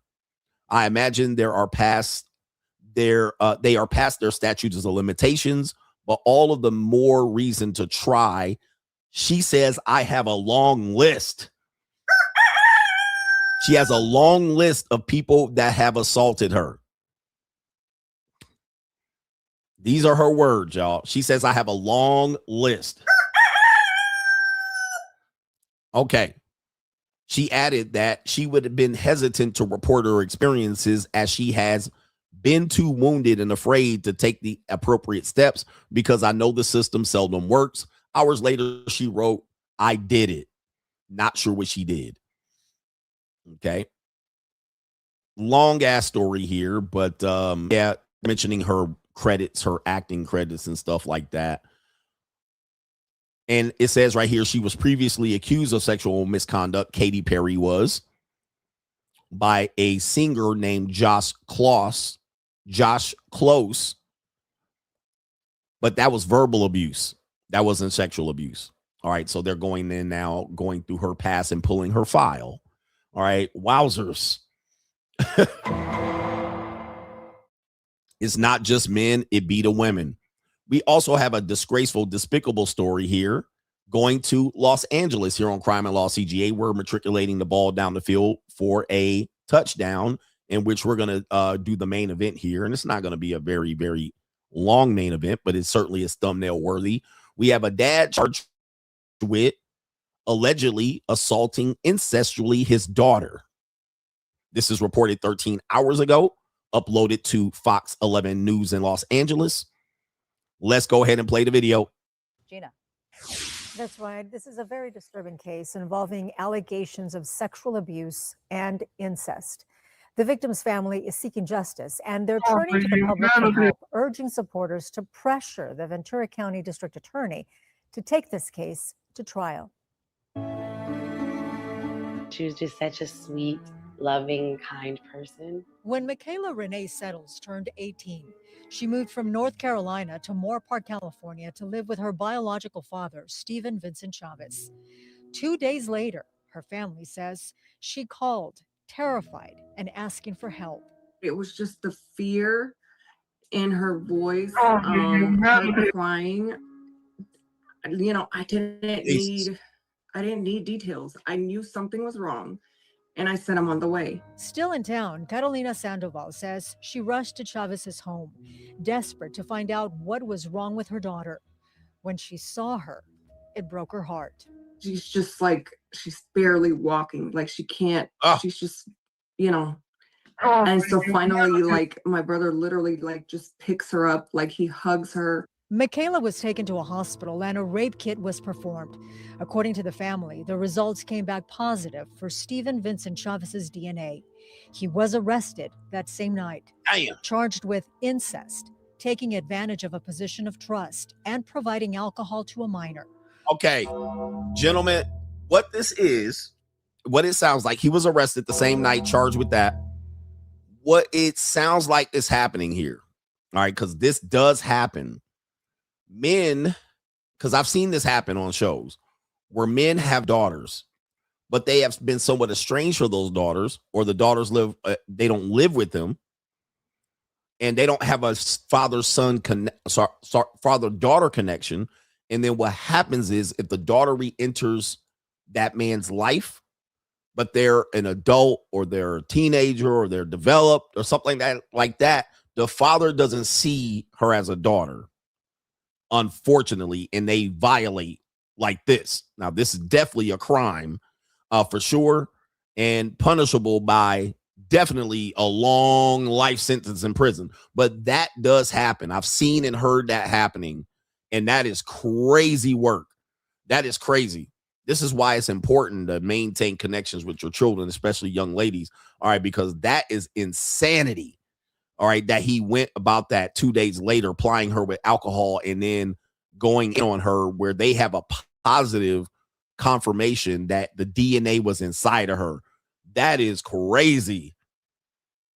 The DNA was inside of her, and then they're saying right here he was going in on her, taking her to the woodshed. Unfortunately, I'm not just trying to describe that. It's despicable. That is crazy. Her cousin Crystal Sandoval was in shock. I was screaming. I was crying. I just kept thinking, why would he do that to her? Why would he do that to her? I knew that this wasn't something that she could come back from. Crystal was right.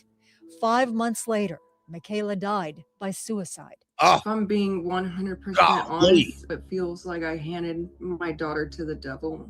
Okay, right there. Handed the daughter to the devil. You certainly did. But for whatever reason, she wanted to move there, and the move was allowed, right? But she's also 18, so she can legally make this move. And the move was made. Unfortunately, man, that was definitely not that good of a result. And now she done self-deleted based on the trauma that she experienced. And that certainly could be put on the blood is on the hand of the father, not on the mother in this situation. The young lady was an adult legally and can make the decision. So maybe the mother knew this. This is similar to the young lady that just died, that married that white guy. People warned her, but she went ahead and did it. All right. And now she faced the consequences of doing so. And then now people are trying to figure out after the fact what happened. And she chose to be with that guy. Unfortunately, man, it didn't work out for her either. That is the sickest news we've had all week, maybe even a month, to hear that happen here. I don't know what the result is of this particular case, but it's a lengthy video. So it says right here, I'm never drinking liquor again. I don't want to black out. Okay, so she blacked out.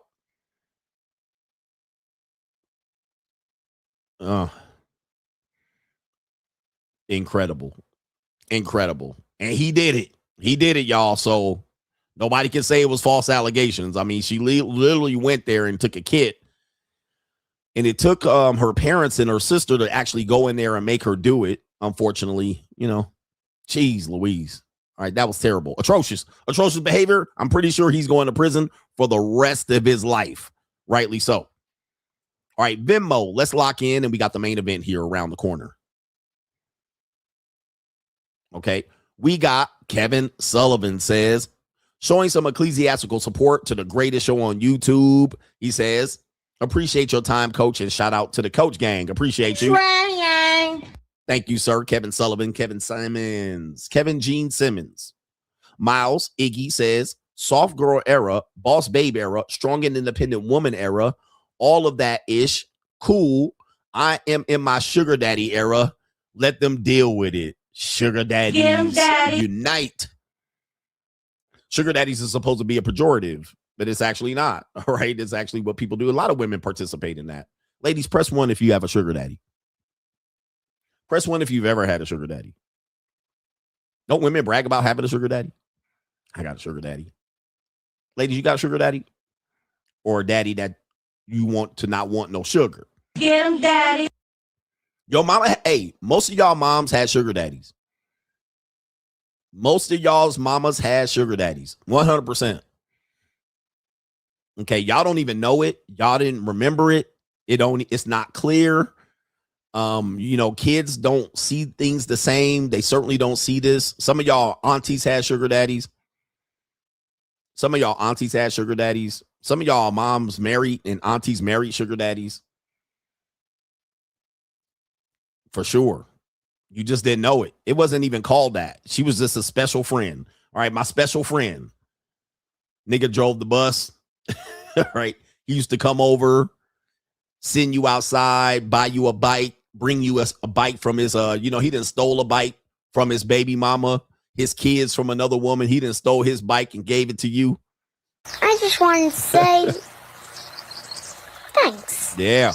He would come over. He would come over and send you to the store, give you $5 to go get penny candy and now laters. He was like, go out there, have some fun. Go get 2 big old bags of chips and a couple of soda pops. Had you out there. He didn't even take you to a couple of basketball games. He took you to go skateboarding and get some goddamn get some Cracker Jacks and baseball cards. He didn't take you on a trip. He was rubbing your head. He's a mentor. And dropped your ass off, went to your father's house, and then your mama had to go on and give up that. He fixed the bind. He fixed the bind out here. Yes, indeed. He said cherry clans. And Mr. would come over. Hey, Mr. Hey, Mr. You done come over again. He was like, you know what you want? You know what I want you to do? Son, I want you to get a whole big old couple packs of baseball cards. Go down to the baseball card shop and go down there and look. Take about 2 hours. Go open 5-10 packs of baseball cards. Go on. Get. All right. And he go in his pocket. Go in his pocket and he get that change. All right. Go on out there. Deacon Clap Cheeks come over. All right. Go on out there. Mail boy on there. Get you a couple of packs of Upper Deck. Go get the gold color, the gold foil kind. And then he take you, you get on your bike. You can't wait to go down to the store. All right. You can't wait. You down there taking all day. He gonna be there all day opening packs. While you out there riding before you even get to the baseball card shop.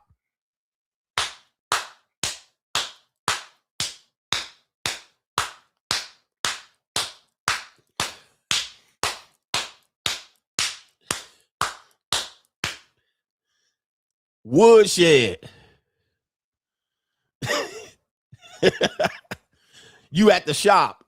They spraying potpourri, air spray, opening windows, lighting incense to get that padussy smell up out the apartment ecclesiastically.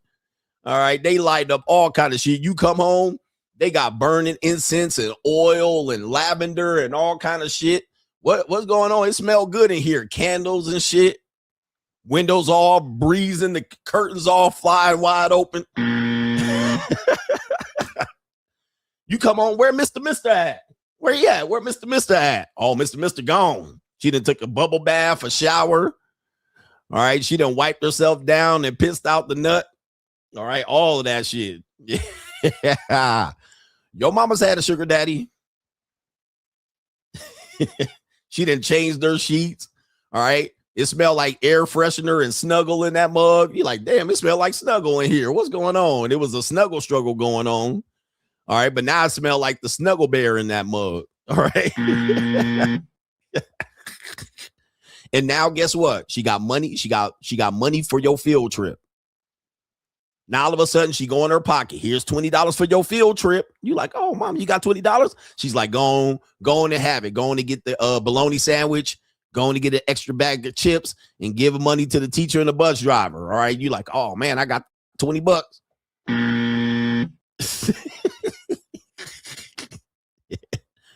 Yep. She gonna send you to go on and get a haircut. Go on and get you a haircut. Go on down there to Tower Records and get you a couple of CDs and motherfucking cassette tapes. Now that she come back, man, she done made y'all a kick-ass dinner. She done put y'all out there with some motherfucking butterball turkeys and shit. All right, she done chopped up some onions. It smell good when you come back from the store. You like, boy, she in there cooking. She done went to the grocery store. She done went to the grocery store and filled up the refrigerator and shit. Now y'all got Crisco grease and seasonings and shit. You got big cans of seasoning salt, all kind of shit. All right, and there fruit and vegetables. You like, oh Lord, man, we living good. You got fruit snacks and soda pop, not the generic kind. You got the real brand name kind soda pop. She done stopped by McDonald's and shit. All right, you like, let's go to McDonald's, mom. You asked for the 50th time. She was like, son, it's your day. You gonna get a go ahead. You gonna get a motherfucking you getting the whole McDonald's menu. All right, on a sesame seed bun. All right, somebody says, let me do the sound. Let me do the sound. Let's do the McDonald's song real quick. I got to get started off. Filet of fish, quarter pound of French fries, icy coat, thick shake, sundaes, and apple pie, nigga. All right, what's the name of the song? The McDonald's song. Kick that shit off for me. Kick that shit off. All right. Let me see if somebody can kick that shit off for the OGs in the building. All right, what's the first part of the song?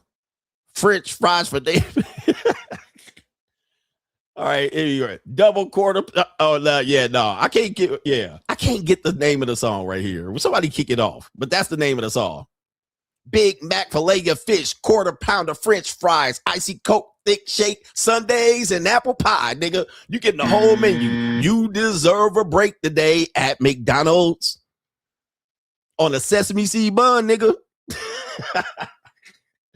All right, I'm an old nigga, man. Let me see if I can pull that up. We're having a good show. We'll get to the main event. Let's do the old McDonald's song. McDonald's song from the 80s. Let me see if we can do it here. This the McDonald's song for you young niggas. Let me see if we can pull it up. Fair use. Hi, may I take your order, please?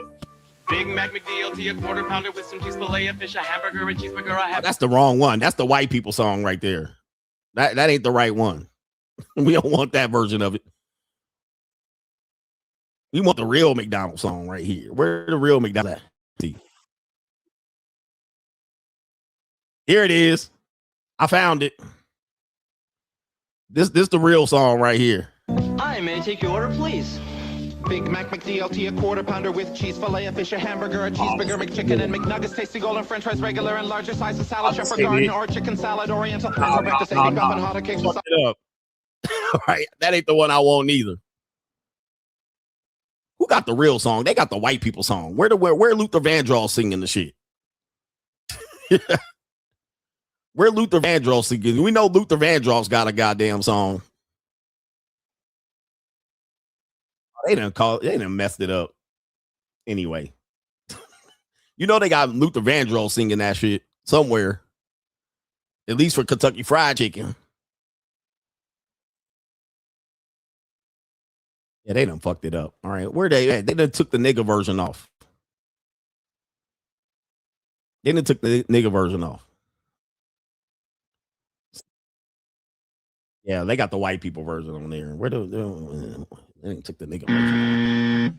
All right, let's get to the main event. We'll do it ecclesiastically here. But first, take me to a commercial. The Money Mindset 2025. Join us if you are looking to elevate your mindset to the next level and get your financial information and game back to where it needs to be. This is the blue chip mindset on steroids. We have 80 plus episodes from the last 2 years that you missed available via playback. You can get all of those episodes. Also, every live stream on Sunday night with all of our great contributors with subjects, cryptocurrency, investment, money 101, money 201. Also, if you're looking to become a social media content creator, this is the group for you.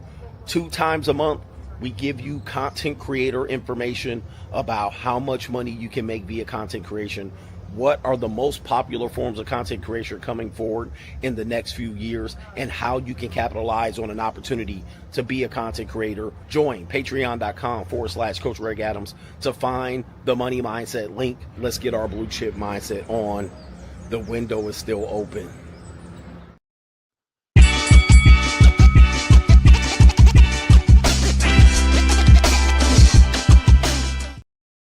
All right. Okay. We got the main event. Ring the bell ecclesiastically. The main event here. We got older women cutting up out here. We got Nia Long. Press 1 in the chat if y'all love y'all some Nia Long. All right. We got a lot of people here. I've been trying to tell people, y'all need to get over y'all fetish for Nia Long. All right. Because a lot of people have fetishes for Nia Long that has just lasted way too long. All right. Speaking of long, way too long. And a lot of people out here been talking about, well, ain't nothing like Nia Long, coach. Right? Nia Long, she the queen. She the goddess queen of the black community. Everybody think Nia Long. White people will tell you who Nia Long is. All right. White people don't know who Nia Long is. Some white people do. All right. But let's go ahead and pull up Nia Long for the white people. Right. Because Nia Long ain't never really actually had a movie. Well, maybe she did. Has she been in a movie that white people watch? She probably been in some TV shows getting fucked by a white guy. Has she been in a regular mainstream movie or just nigga movies? She Big Mama's House? No, a movie that white people gonna go see. They ain't been in. She haven't been in one. She ain't been in one. All right, here it is right here. Nia Long. Nia Long is famous right here. She's a beautiful woman, by the way. She is a classic beauty. I mean, you can't go wrong with this one. For white people, she was Ime Udoka, the head coach of the Boston Celtics, baby mama. Baby mama. So there's Ime Udoka. Remember when the Ime Udoka scandal hit and he was the head coach of the Boston Celtics and he was having sex with that Mormon woman? Nia Long, that was her baby daddy. And she received an ample amount of child support from him when he got a job with the Houston Rockets. He's still paying her off right now. All right, so that's Ime Udoka's baby mama. Now, she's a B-legit budget black actor. All right, she appeared in nigga films like Love Jones, Menace to Society, and Friday, to name a few, if you will, to name a few. But every now and then she'll cross over and play a, she's like the 5th character way down the line, barely getting a credit in white people movies. I might be wrong, but all right. Tell me I ain't lying. All right. So she's never headlighted you never walked in and was like, I'm going to see the new Nia Long movie. Not really. She was on the Fresh Prince of Bel-Air. She was a girlfriend on the Fresh Prince of Bel-Air. Soul Food don't count. This is the nigga movie. Best Man don't count. Nigga movie. All right. These are nigga movies. Shout out to the nigga movies. We're talking about like mainstream movies. Like even Vivica A. Fox was in a mainstream movie. Like she was in Independence Day, like a mainstream blockbuster. Even Vivica Fox was in a blockbuster. But Nia Long ain't been in no blockbuster. Friday don't count. Nigga movie. All right. Even the Mexicans like Friday, but these are nigga movies. We're not talking about she never been on the marquee. Nia Long starring in movies that white people like. All right. All right. Somebody saying The Boiler Room. Never heard of it. Never heard of it. Somebody says Bowling Room. I never heard of this. I never seen this movie.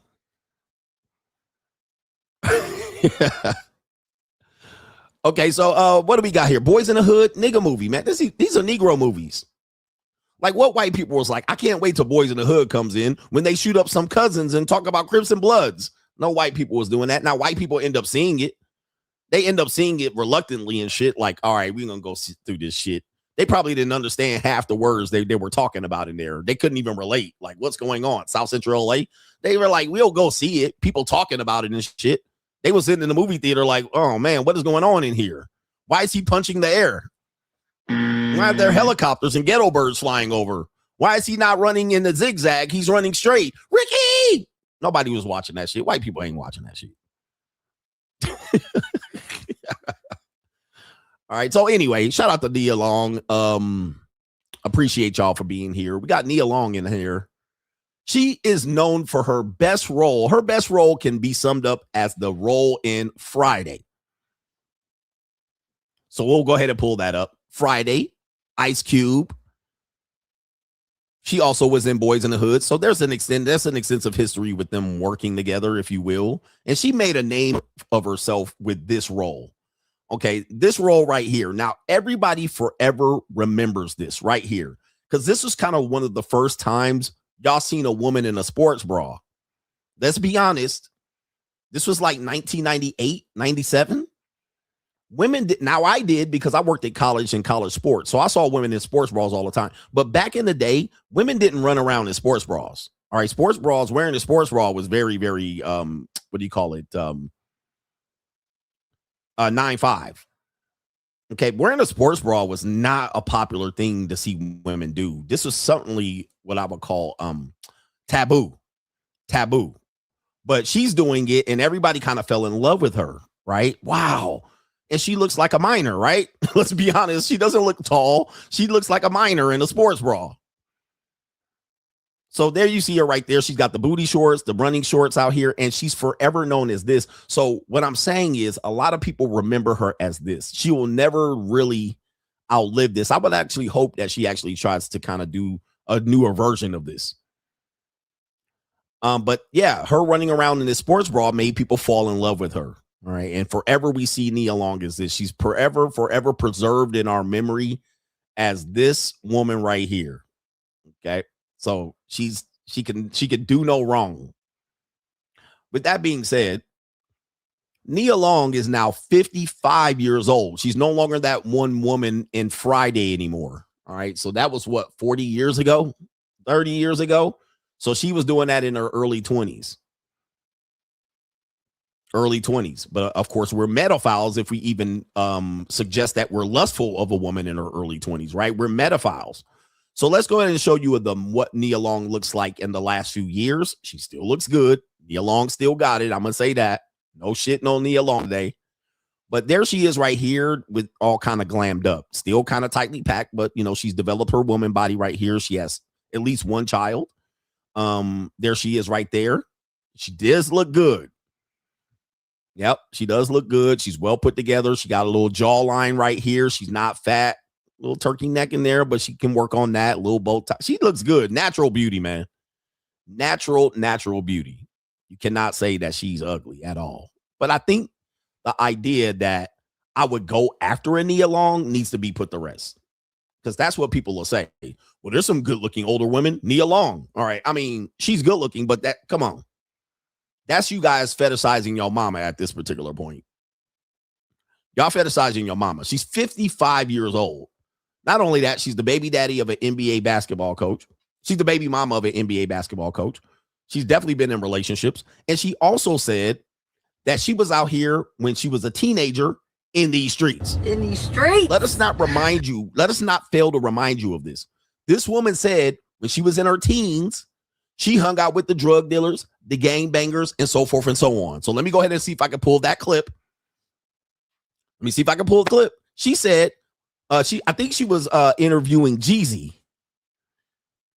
She was interviewing Jeezy. So when she said, when I was 14 and 15, and there's even more shit that I got to even cover that. I got to cover more on this one because there's even more shit that we need to cover on this one. So this is her when she was in her teens interviewing Jeezy. Well, she's not in her teens in the video, but this is her reporting here. The reason I know that you're guarded is because when I was in high school, I only dated drug dealers. Oh, really? Oh my God, that's where I was. I lived in South Central LA. That's what it was. Wow. I would have never thought that. Really? I wouldn't have never thought that. I thought you were a nice girl, a classic girl, a church girl, an ecclesiastical girl, a virgin. I thought you were one of the good ones. And she said, nope. In these streets. She said, no, really? You didn't think I was about that life when I was 14? I was about that life. I was with the drug dealers and the gangbangers and the criminals when I was 14. Nah. Oh my God. But the reason I know that you're guarded is because when I was in high school, I only dated drug dealers. I only dated drug dealers. Nino Brown. Drug dealers. The Snowman. Oh, really? He said, oh, really, bitch? All right, is that true? That's real word? So when people say, coach, you got to get with one of the good ones. You got to get with one of these old women. There's some good old women out here. She met it when she was in high school. She was running around with the drug dealers. These are good girls. Come on, guys. But this is important to the story. Oh my God, that's where I was. I lived in South Central LA. That's what it was. Wow. That's what it was. Now, there's even another layer to this. Nia Long has admitted that when she was in high school, her mother let her go to prom with a 30-year-old man.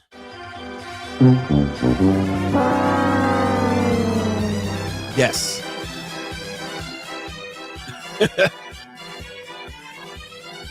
Let's see if we can pull that up. We pulling her file out here, huh? We pulling her file. We pulling her file, fam. This is called pulling your file. Claudia Jordan, where you at? Crickets. Okay, so this is Nia Long, says her boyfriend was 30 when she was in high school and her mom approved of it. Let's play the clip. Prom. Like my boyfriend was 30 when I was in high school. I know my mother was crazy, but you know what? I would never ever let I mean that in a good way. Like she was an artist. She was like, well, if that's who you love, baby. And he was so good to me and kind and like. Now listen how they're laughing at her. They're laughing at her because they're like, damn, you admitting this? Because here's the reality. When I was young, because I'm Nia Long's age, she's older than me by 5 years, but I would be age appropriate for Nia Long. Now we know how she got to Hollywood because her mom was a hippie. But I've been saying this in the 80s and 90s, men dating younger women was not what it is today. So this is why you see women being hyper vigilant about age gaps and why they're projecting saying you would date 14-year-olds if you can legally do it, because technically in the 80s and 90s, there was a thing called jailbait and 15 to get you 20, but it wasn't uncommon, especially in the nigga areas, for a guy that was considered grown to be running around with 14 and 15-year-old women. Okay, so even parents knew and people looked the other way. Maybe a father might have confronted a guy, but it was not also uncommon that a woman would date a 17 and 18-year-old, 17 and 16-year-old man either.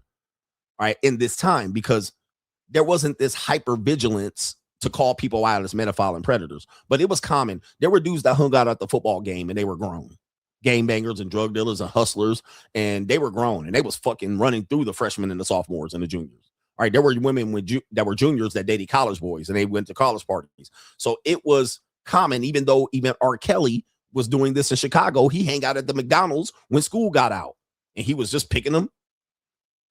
So it was something that men did. Now we look differently on it. That's why people are laughing. They're like, damn, this is crazy for you to admit this. But it was not uncommon. I would think 30 is a bit extreme. But I remember when I went to prom and homecoming, girls came with college niggas. Okay. And the principal, the administrator, the assistant principal did not stop them from coming to prom and homecoming with a dude that was 18, 19, 20, 21, 22.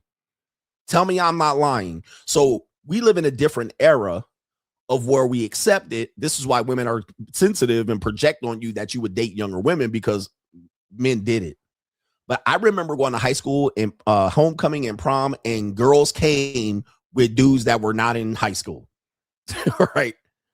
And they took the pictures and all of that shit. He came in a tuxedo. They took the pictures. Press 1 in the chat if you know and remember these days. Okay. That was 1990.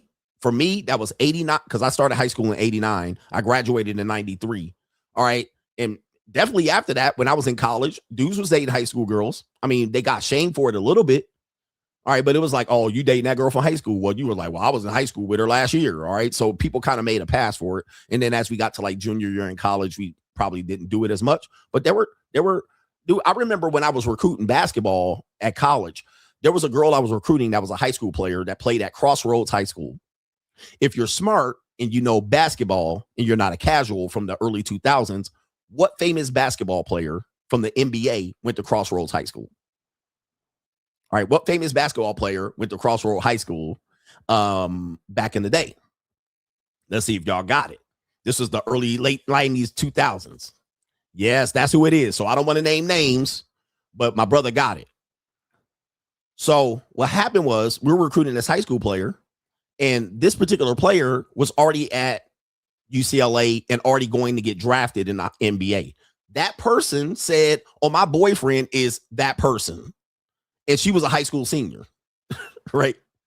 She was a high school senior, and she was talking about a person that was like going to the NBA or in the NBA at the time.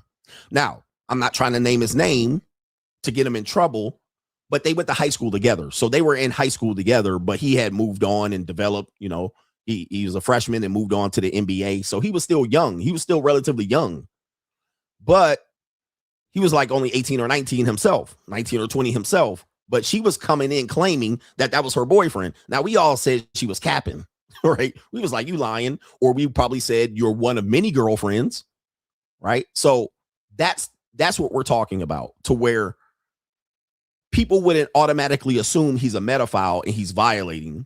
Nobody would claim Romeo and Juliet, but because of his stature and status, today, if LaMelo Ball of the Hornets is dating a high school girl today, we're going to try to throw him in jail.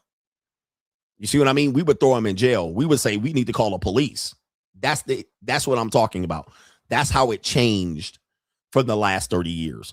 So this is why Nia Long admitting this, and they're trying to make her look bad, right? Oh man, what? Your mama was tripping. But nah, somebody said the Josh Giddey thing. That's another example. Newport Harbor, stand up.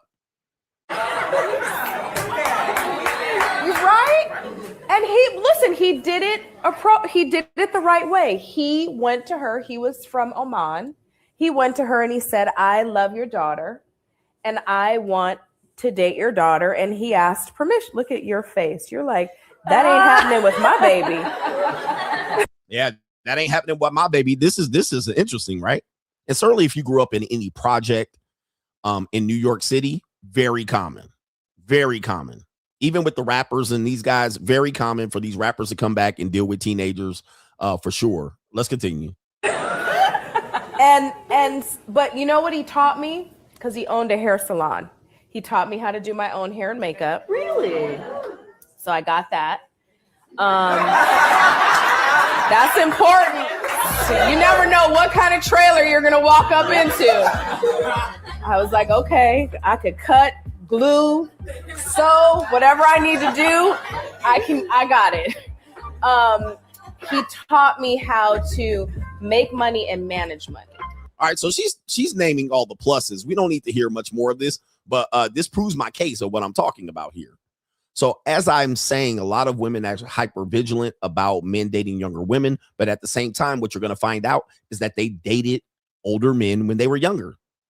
And they laughing at her, but she trying to iron it out and smooth that shit out. He taught me this. He was a mentor. He taught me how to make money, do my makeup and hair. He was a hairstylist. This was a positive. My mother co-signed it, and he was 30 and I was 17. Okay. Like this is what time we live in. That's why we see it. If you're a young man, you didn't realize this time was there. And even if you go back further, it was way worse. You had way older men with way younger women, right? Elvis Presley, the guy, the Great Balls of Fire, marrying 13 and 14-year-olds. Now, those men were young. However, they were no more than 19, 20, 21 themselves. Jerry Lee Lewis. But when you start talking about marriage and sex and all of that stuff and knocking women up, it was way younger, right? Yeah, I'm not gonna say Elijah Muhammad, but Elijah Muhammad, Muhammad Ali, You can go down the line. A lot of those women that they was messing with was 16 and 15 and 17 and shit like this. Why I said Karl Malone, it's further. It goes back worse. So that's why you have people keep saying if the laws were not preventing you from dating 18-year-old women, you would be down there at the middle school. And to the point, well, yes, I lived in that era where that's true. It's true. So yeah, man, it's a different time. Why is that important? Well, this is also the woman now that is now, if you think you're traumatized, if people is true that you've been victimized and traumatized, then most of the time when you've been victimized by and traumatized by something, you're going to do the same thing to others, right? That's typically how it works. You're going to do the same thing to others. What's done unto you, you're going to do unto other people, especially if you haven't healed or recognized or admitted it, or even have the understanding that you've been victimized and traumatized. Isn't that true? That's what people tell you. Well, let's take you to it. Nia Long says right here, after dating drug dealers, 30-year-old niggas when she was in high school, running around with kingpins and gangbangers and so forth and so on, Nia Long says she prefers younger men and jokes they also go home as she re-enters the dating scene. Yeah. So sounds like that's what she's going to do as well. I know we don't know how much younger. R. Kelly has a question here. Well, when you say teenager, what age we talking about? All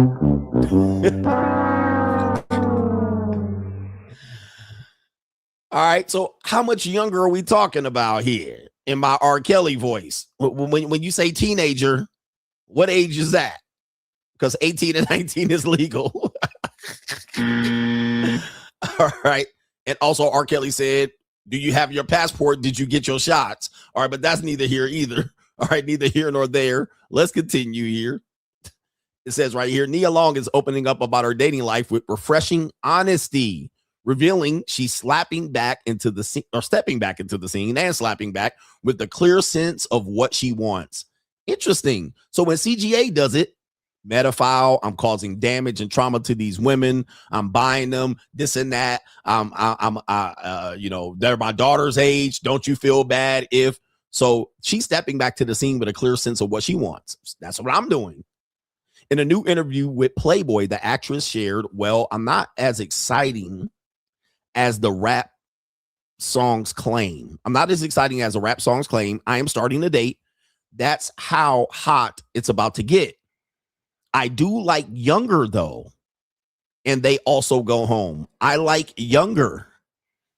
Again, how young are we talking about? I say the same thing. I like younger women. Now it's a crime. Are they going to treat her like it's a crime?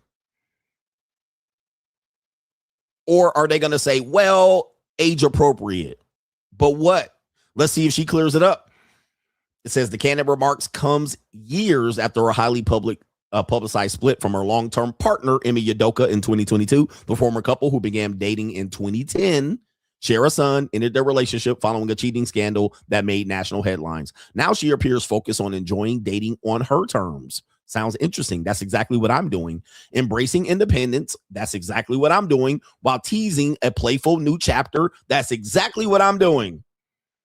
All right, everything she's saying is exactly what I'm saying. Free agent lifestyle. I'm in a different chapter. I'm 50 Shades of Gray. I'm embracing being an empty nester. Well, what did they say? Get it out of your 20s. You shouldn't be going back to that. You should be getting married and settled down. This double standard is amazing. This is an amazing double standard. They're embracing it. Oh, they're embracing it. They're glorifying it. They're like, this is wonderful. You do you. You went through a bad relationship. You don't need to go back to that. You can stay independent and free, fuck around and maintain your peace. But I'm the bad guy when I do it. I'm going to hell. They're going to wish death upon me. Here it is. Okay. What's your advice for Nia getting into this dating world? According to the comment right here, I do like younger, and they also go home. This is typical of women at this age, when they're young. They all get fucked by younger guys. Every single one of these older women, they be getting railroaded, ramrodded by younger guys. This is why I'm unapologetic of being with younger women. Even when they go to Jamaica, they get fucked by younger dudes, barely 18 years old. Barely 18. Nigga be putting her through the mattress. Not only that, similarly, when women say they don't cheat, they also don't mention the time they fuck with a guy that they knew he was in a relationship or married. But they'll say, I don't cheat. I'm not like that. I don't even put up with that. I would never cheat on a man. What about the time you dated that married guy when you were 17, 18, 19, 20, 21, 22, and he was fixing that bind? You see what I mean? They leave that part out. They dated older guys. They dated married guys. They fucked around with dudes that had girlfriends and fiancés and baby mamas. But then when you do it, we need to throw these niggas in jail. We need to take away their passports. We need to wish death upon them. So the double standards always exist. When a woman says she wants to get her groove back and go down there and date 18-year-old Caribbean niggas, they make a movie about it, a book. They put these niggas in the movie and they go out there and they get my stunt double, Tay Diggs, out here, and they make it sound like a beautiful love story. When I do it and get my passport and grab my fucking passport and head to Thailand, now it's a problem. When Nia Long comes out here and says, I'm going to live the free agent lifestyle version for Nia Long, embracing my independence, dating on my own terms, and teasing a playful new chapter, where they at? Where they at? It's crickets. And that's even after admitting that she was out here dating older men while she was a minor. Crickets. Now imagine I was out here talking about when I was in college, I dated women in high school. What's the problem? Y'all niggas will be out here with a lynch mob. If I jumped on the internet and said when I was 30, I was dating high school girls. Just imagine. And I'm going to have to say it again because I don't want people to clip it. If I said and jumped up on the internet and admitted that when I was 28, I was dating girls in high school and picking them up, they would be out here with a lynch mob. They'd be out here trying to cancel my channel. They'd be trying to find the girls.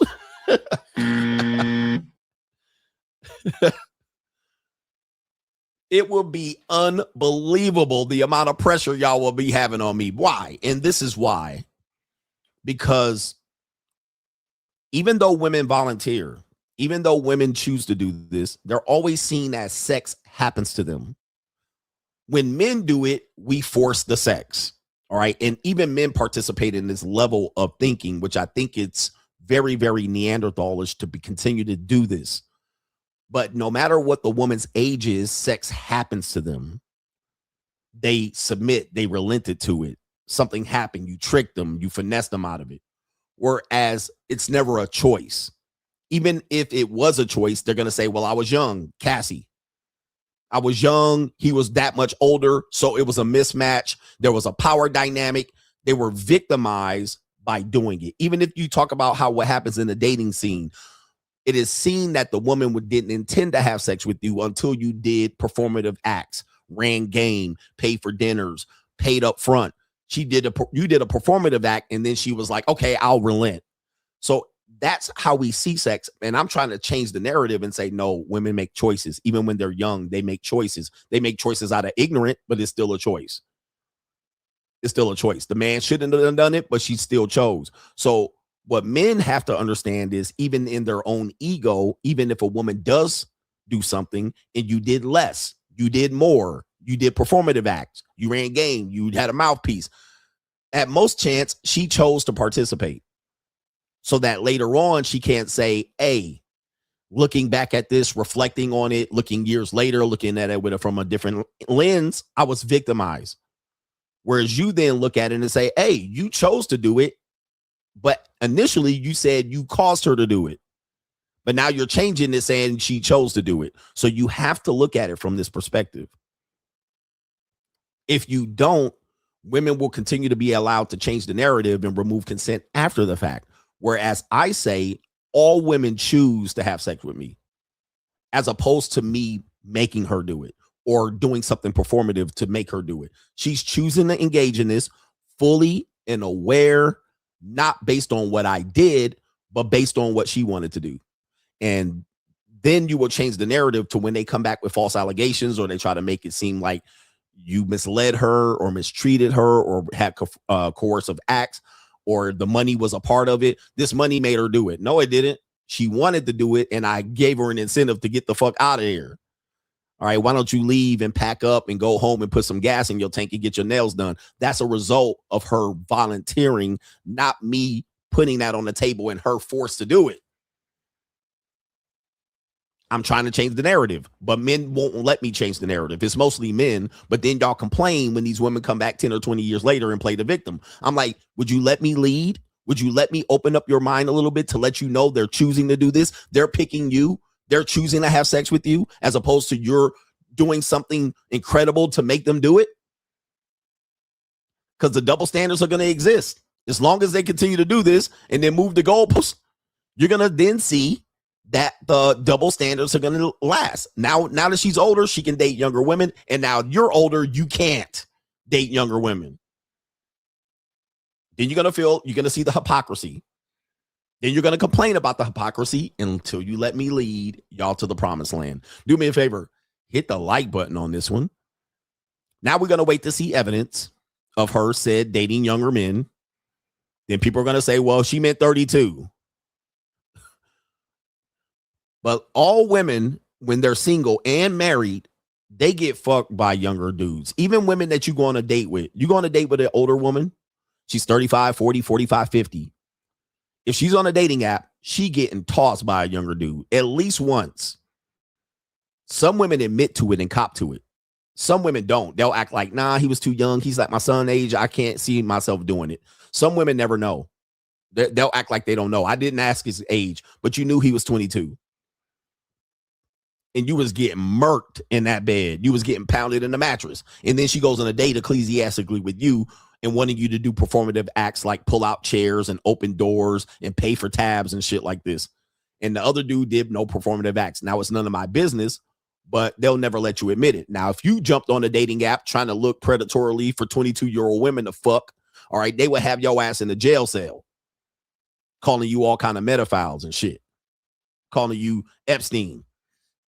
But they'll get out there and let a 22-year-old come through, slide through, and rearrange them guts. All right. And then he'll sneak out. As Nia Long said, they go home. He'll sneak out, slither away back at his house, and have a story about him fucking a 45, 46, 47-year-old woman, putting her ass through the mattress. Tell me I ain't lying. Tell me I ain't lying. Anyway, the women are quiet in here yet again. Nobody's going to rebuke what I'm saying. Only bitch ass niggas are going to try to rebuke what I'm saying. But I'm out here giving y'all the God's honest truth, the gospel as Jesus Christ wanted me to give you. Anyway, let's wrap this shit up. Thank you for enjoying this show. Thank you for contributing to the show. Thank you for liking the video. Thank you for sending your contributions. And we're going to be back tonight on twitch.tv/Coach Greg Adams. I'll put it in the chat for you guys to get on there. We're going to be back tonight. Okay. We're going to be back tonight, 7 o'clock on the West Coast. Eastern people, you're going to be bedtime, but y'all can take a nap, wake up. Y'all going to see me over there on twitch.tv/Coach Greg Adams. And subscribe if you don't want to see any commercials. We got some supporters here as we round third base and head home. We're going to see who's contributed last and have some input on this show. Shout out to Chris Mack. He says all of women's dating standards are arbitrary. Shout out to you. Just at will. Move that goalpost. That's a co-sponsorship. I'm rich, because most of what they do is hidden. Okay, most of what women do is hidden. All right, until they don't want to hide it no more. Until they want to be victimized, they'll bring it up. Just like that woman that accused Katy Perry. And then she said, I have a long list of people that done it. Like, okay, all right, it's giving broke. Like, why are you not bringing it up now? Because she could be a victim. And my brainstem didn't develop. And also, another thing that happens is that women can also say that, like, say, for instance, she could say that it doesn't count as sex. Like a woman will say this, ladies, where y'all at? She will say something like this. She'll say, well, when I was in high school, I was hanging out with these guys, and then I got a train ran on me. But looking back now, 20 years later, I realized that I was sexually assaulted. Okay. That's an example of what I'm talking about. She just reframes it and she says, well, it didn't count. Now, let's go back. When you were 14 and 15, you probably called these niggas in. You literally let them niggas tag in. All right. Y'all was playing around, smoking weed, eating Doritos and fucking Mike and Ike's and Boston baked beans. Just chilling. Letting these niggas rub on you and follow you and shit. And you fully volunteered to hang out with these niggas and they had weed and something happened and y'all was chilling. All right. But then now something happened. And then you looking back years later, some of y'all had abortions based on this. Some of y'all got false alarm pregnancies. All right. You went back for seconds and thirds, all of that shit. But now you reframe it as trying. That's an example of why I want you guys to look at it. And it's going to be difficult for men to get down to this. You got to look at sex as a choice, no matter what their age is, unless it's with an adult, right? Unless it's with like a father here. But it's not something that happens to them. It's something that they kind of position themselves and put themselves in the situation. We're not blaming the victim, but they kind of situation themselves like that. And they will say, well, I didn't plan on that for happening. I didn't want to do it, but, you know, something came over me. She got hot in the ass. Women get hot in the ass. Okay, women get hot in the ass, bro. They just be sitting there and all of a sudden they get hot in the ass. And when they get hot in the ass, bro, it's over. Somebody gonna toss. That's when they're gonna choose position. That's when they go put themselves in the situation. Now, of course, we have post-nut clarity. They have post-nut clarity too. Sometimes it takes 20 years. All right, but what happens is if a man penalizes her for it, then she get a victim. I heard you got fucked under the bleachers. I heard you got tossed at a party in the bushes. What's she gonna say? I was drunk. It was an older nigga. I didn't mean to do it. He took advantage of. And you're like, bro, well, what was you doing at the college party as a high schooler getting drunk? Oh, you blaming the victim. Again, like I said,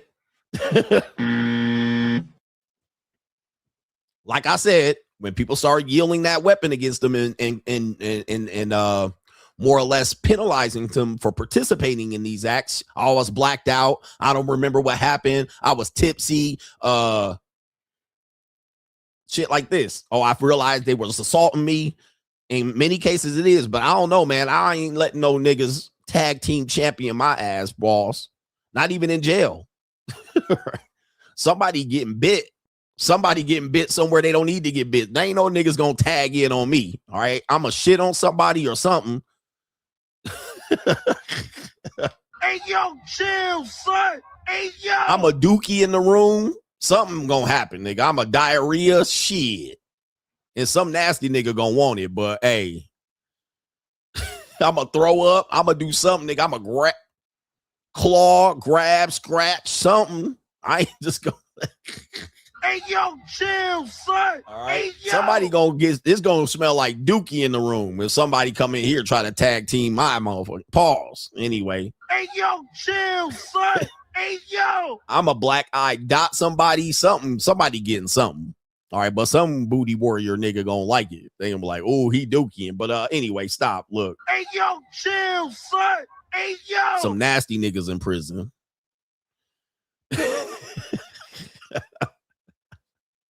Y'all crazy. Shout out to our brother here. It is Twin A not B. Nia Long's mom was a substitute teacher at my high school. She was the free spirit, hippie type. She had crystals and tattoos and dreadlocks and shit. He says, I thought she was a witch, so it all makes sense. And by the way, for a woman to get in Hollywood, she normally had to have her parents put her into that. And most parents that are putting their kids into acting, they're hippies. They're going to be hippies, free spirits and shit like that. They got time to sit around and do crystals and shit like this and take their kids to auditions. So it makes sense. And on top of that, you then have to know that when women are participating in these ecclesiastical spiritual realm, I'm in my spiritual era. A spiritual era is basically a witch, a horror witch. That's what it is. Okay. Now, this isn't to make it less because I like being in bed with these women, but you do have to watch out from STIs from these women because they're very reckless in how they have sex. All right. Because they don't believe. They believe motherfucking the moon, the stars, the quasars, the motherfucking lucky, the rainbow moons and the silver stars is going to protect them and shit. All right, the moon gonna be aligned with the sun and the stars and quasars and shit, and motherfucking the Big Dipper gonna align with this, and the spirit of July and Cancer gonna align with Libra. So they literally just don't feel like they need protection type shit. But they'll give you some good punani, and they're gonna reach back and harken back to the spirit of the ecclesiastical witch or some shit like that. There's a statue in Rome. I can't even think of the name, but they'll reach back and they'll say, their chakra, or they'll say, I'm in the spirit of the translucent sex goddess, Aphrodite. Aphrodite, the sex goddess, I transmute myself, and she'll have her eyes rolling back in the back of her head, and she'll be coming and busting a nut and spiritually squirting, and they'll be like, oh, I'm in the spirit of Aphrodite. Yo, bruh, watch out for this shit. Yeah, the spirit of Lilith. She'll get in a trance. I had a woman, a spiritual chick. All right, that was like, I don't want to scare you, but I get into a trance when I have sex. And she was like, I don't want you to get weirded out about it, but it happens. And it did. She started convulsing and her eyes started rolling in the back of her head. And she was like, I have a spirit that takes over. yeah, I was like, all right, I got to see this shit. All right, I was like, I got to see it. And it happened. She literally was convulsing and her eyes were rolling in the back of her head and shit like this. I was like, whoa. And I had another chick tell me that that's what happens. She takes on the spirit of Aphrodite and transmutes herself into the spirit. And she's that's who she's like, that's who you're having sex with. You're not having sex with me. You're having sex with the spirit of Aphrodite. That was like, anyway, take off your clothes. Who cares who I'm having sex with? All right. All I feel is that certified freak, 7 days a week, wet ass. Who cares? Here's something on your forehead. Who cares who I'm having sex with? All right, just put your body on the bed. Lay down. Lay in my bed. Who cares I'm spanking something and slapping ass and spitting down your throat? Lay down. Take off your clothes. Take off your clothing, as they say in the movie, Stanley Kubrick movie. Was this Vanilla Sky? It was another movie. Take off your clothing. Who cares? Shout out to our brother here, Ecclesiastical Brandon. Brandon said, salute to the GOAT. You are acknowledged. Ruby Rose said that Katy Perry rubbed her kitty cat on her head while Ruby was lying on her best friend's lap. I don't know if it's true or not, but Katy Perry is suspect at best. You are appreciated, coach, and thank you. Shout out to you right there. She rubbed her cat on her head. You know, niggas been teabagged in the army, unfortunately. So is that, yeah. Eyes Wide Shut is the movie. Thank you. Take off your clothing. But yeah, man, damn, that's crazy. All right, so people do nasty shit like that. That's definitely some white people shit. White people be doing shit like that. Like white boys, stay away from white boys when you're young. Like I've been to a suburban high school. White people be doing the wildest, weirdest literally on the borderline of some ayo chill. They'll get drunk. A nigga will pass out and they be drawing dicks on your chin and teabagging you and taking pictures and Polaroids. I'd be like, bruh, okay, so he's drunk and that's the first thing you thought to do is to teabag the nigga? Like, yo, when I tell you white boys have the worst fetishes on the planet next to Japanese men, I can't even tell you, bruh, the shit that white boys come up with.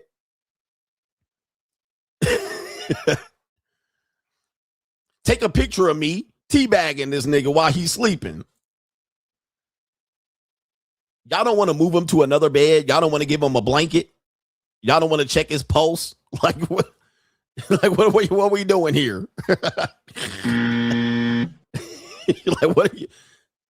Y'all don't want to be like, hey, let's move him to an area where he's quiet and he can get some sleep and rest, where he can wake up and he's not in shock. Nah, I'm gonna drop my drawers and then put a tea bag and you gonna take a picture of it. Like, bro, y'all so insane. White dudes, y'all crazy, bro. Y'all crazy with y'all fetishes, and y'all known for being cucks too. So I'm telling you, man, white dudes, their extreme nature of white men and the degeneracy related to sex is off the charts. Now, black men typically just want to penetrate. Like, that's their whole thing. All right, let me put myself inside of you and bust and then leave. All right, that's pretty much the level of degeneracy with black men. They just want to get inside of a woman and leave and not take responsibility after the fact. And even if they create children, they just going to abandon the woman. All right, so that's, yeah, somebody said dudes teammates where they take pictures hugging in bed together and the picture still like language and exist. Oh, it's just boys being boys. Nah, bruh. I'll be damned if I'm going to be in bed with a nigga cuddle up on me and you going to find a picture and I'm going to explain the shit. You know, it was some shit that we did. I mean, you play sports. Yeah, I played sports and I never was in bed hugging a nigga and he was trying to kiss me.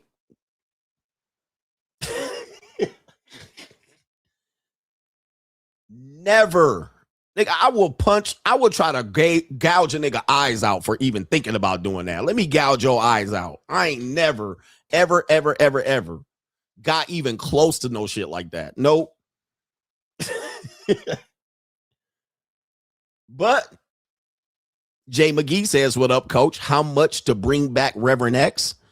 I might have to do it over the weekend, but that's a co-sponsorship. Shout out to you.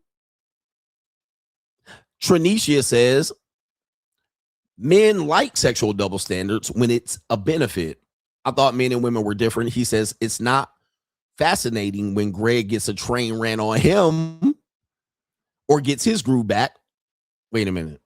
It says right here, and why is Leslie Jones catching flack from her comments on marriage?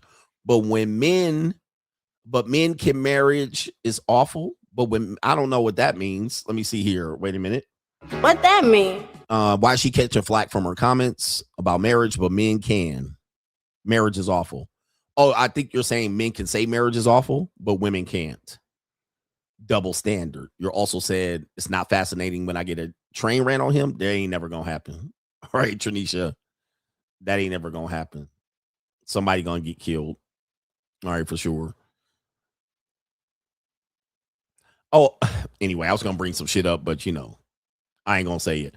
Money Mindset Steve says, when you brought up Halle Berry the other day, I decided to watch Monster Ball again and realized I've only watched the PG-13 version of it, and now I understand why it was a big deal. White Zaddy filled her up. R.I.P. to that zombie chocolated drop. R.I.P. to her. Yeah, when I saw Monster Ball, I was flabbergasted. I was like, whoa. Not because of the interracial aspect of it. I really don't care about that. But when I saw how aggressive for a Hollywood film, I was like, God dang. Going in and had her nominated for an Academy Award for taking that. I was like, there ain't no way they ain't really fucking. I was like, they had to be really fucking. There ain't no way you can get that close and intimate and there ain't no dick going in pussy. There ain't no way. I couldn't do it. The only way for me to make that work is literally, I would have to be inside of her, bro. I would have to be raw dogging.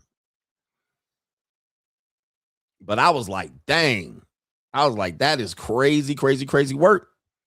But she got nominated for Academy Award for that performance, didn't she? Supporting actress? I believe she did. Maybe a female lead. I'm not sure. Did she win it? You know, your rewards for doing shit like this, and that was Hollywood before Weinstein. You guys got to remember that was Hollywood. Oh, she won the Oscar. I mean, that was her reward. That was her payola. That was her initiation. That was her humiliation ritual. So they gave her the award. She won. So yeah, I mean, that was how she got paid for doing that intimate act on film, recorded for everybody to see into eternity. And look at her now. Look at her now. And Billy Bob won too. But that was before the whole Weinstein kerfuffle, in which we now look at women as victims of this industry. But now when you go back just a few years before, Halle Berry won an Oscar for participating in that exact thing. But that's neither here nor there. I don't judge. And if Halle Berry wants to do a remake of that, I'm certainly welcome and available for her to do it. And we can remake it. I'll feel myself doing it. I'll film myself doing it. We can film it. We can put it out on the internet. No government name. Steve says, just had to give props to the money mindset. The last one we had, half the way through, I forgot that we were still covering the same content. If you still on the fence about the price of the money mindset, he says money mindset is definitely worth canceling your OnlyFans subscriptions and locking in. Shout out to you, Steve. Thank you for that. We'll give you a co-sponsorship for that too, man, or a whole sponsorship. I was telling y'all how to win in content creation on that money mindset, that last one. We do have Twitch coming up tonight. So go ahead and subscribe over there or follow me over on Twitch so you can get another stream tonight as we're doing Stream Mania. But I appreciate the support and all of that ecclesiastically. And we're going to be back tonight. But I'm always going to check PayPal before we go so I can make sure I get the last couple of contributions in context so I don't have to mention it tonight. But join me over on Twitch, and we're going to talk about more of that good shit. We do have Pro Mansplainer. I knew there was going to be one more. Pro Mansplainer in context as we're leaving. He says right here, what's good, Coach Alini? I prefer the movie title, How Stella Got Her Groove Dug Out. Right? How Stella got her groove dug out of her. Oh, the humanity. Right? And got dominated. That's what she was getting, dominated. Shout out to the Coach Gang. We out of here. Peace.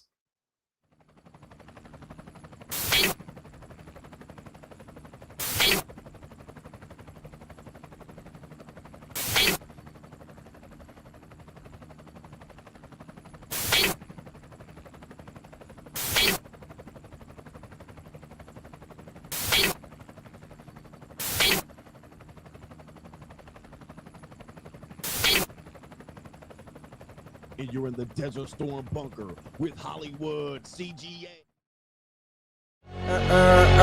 Yeah. Legends ain't born, they built from the grind. From benches to banners, we sharpen the mind. We sharpen the sword and promise and swore that we going hard and leaving it all on the floor. Hey, yeah, we going hard and leaving it all on the floor. Hey, yeah, we going hard and leaving it all on the floor. Legends ain't born, they built from the grind. From benches to banners, we sharpen the mind. We sharpen the sword and promise and swore that we going hard and leaving it all on the floor.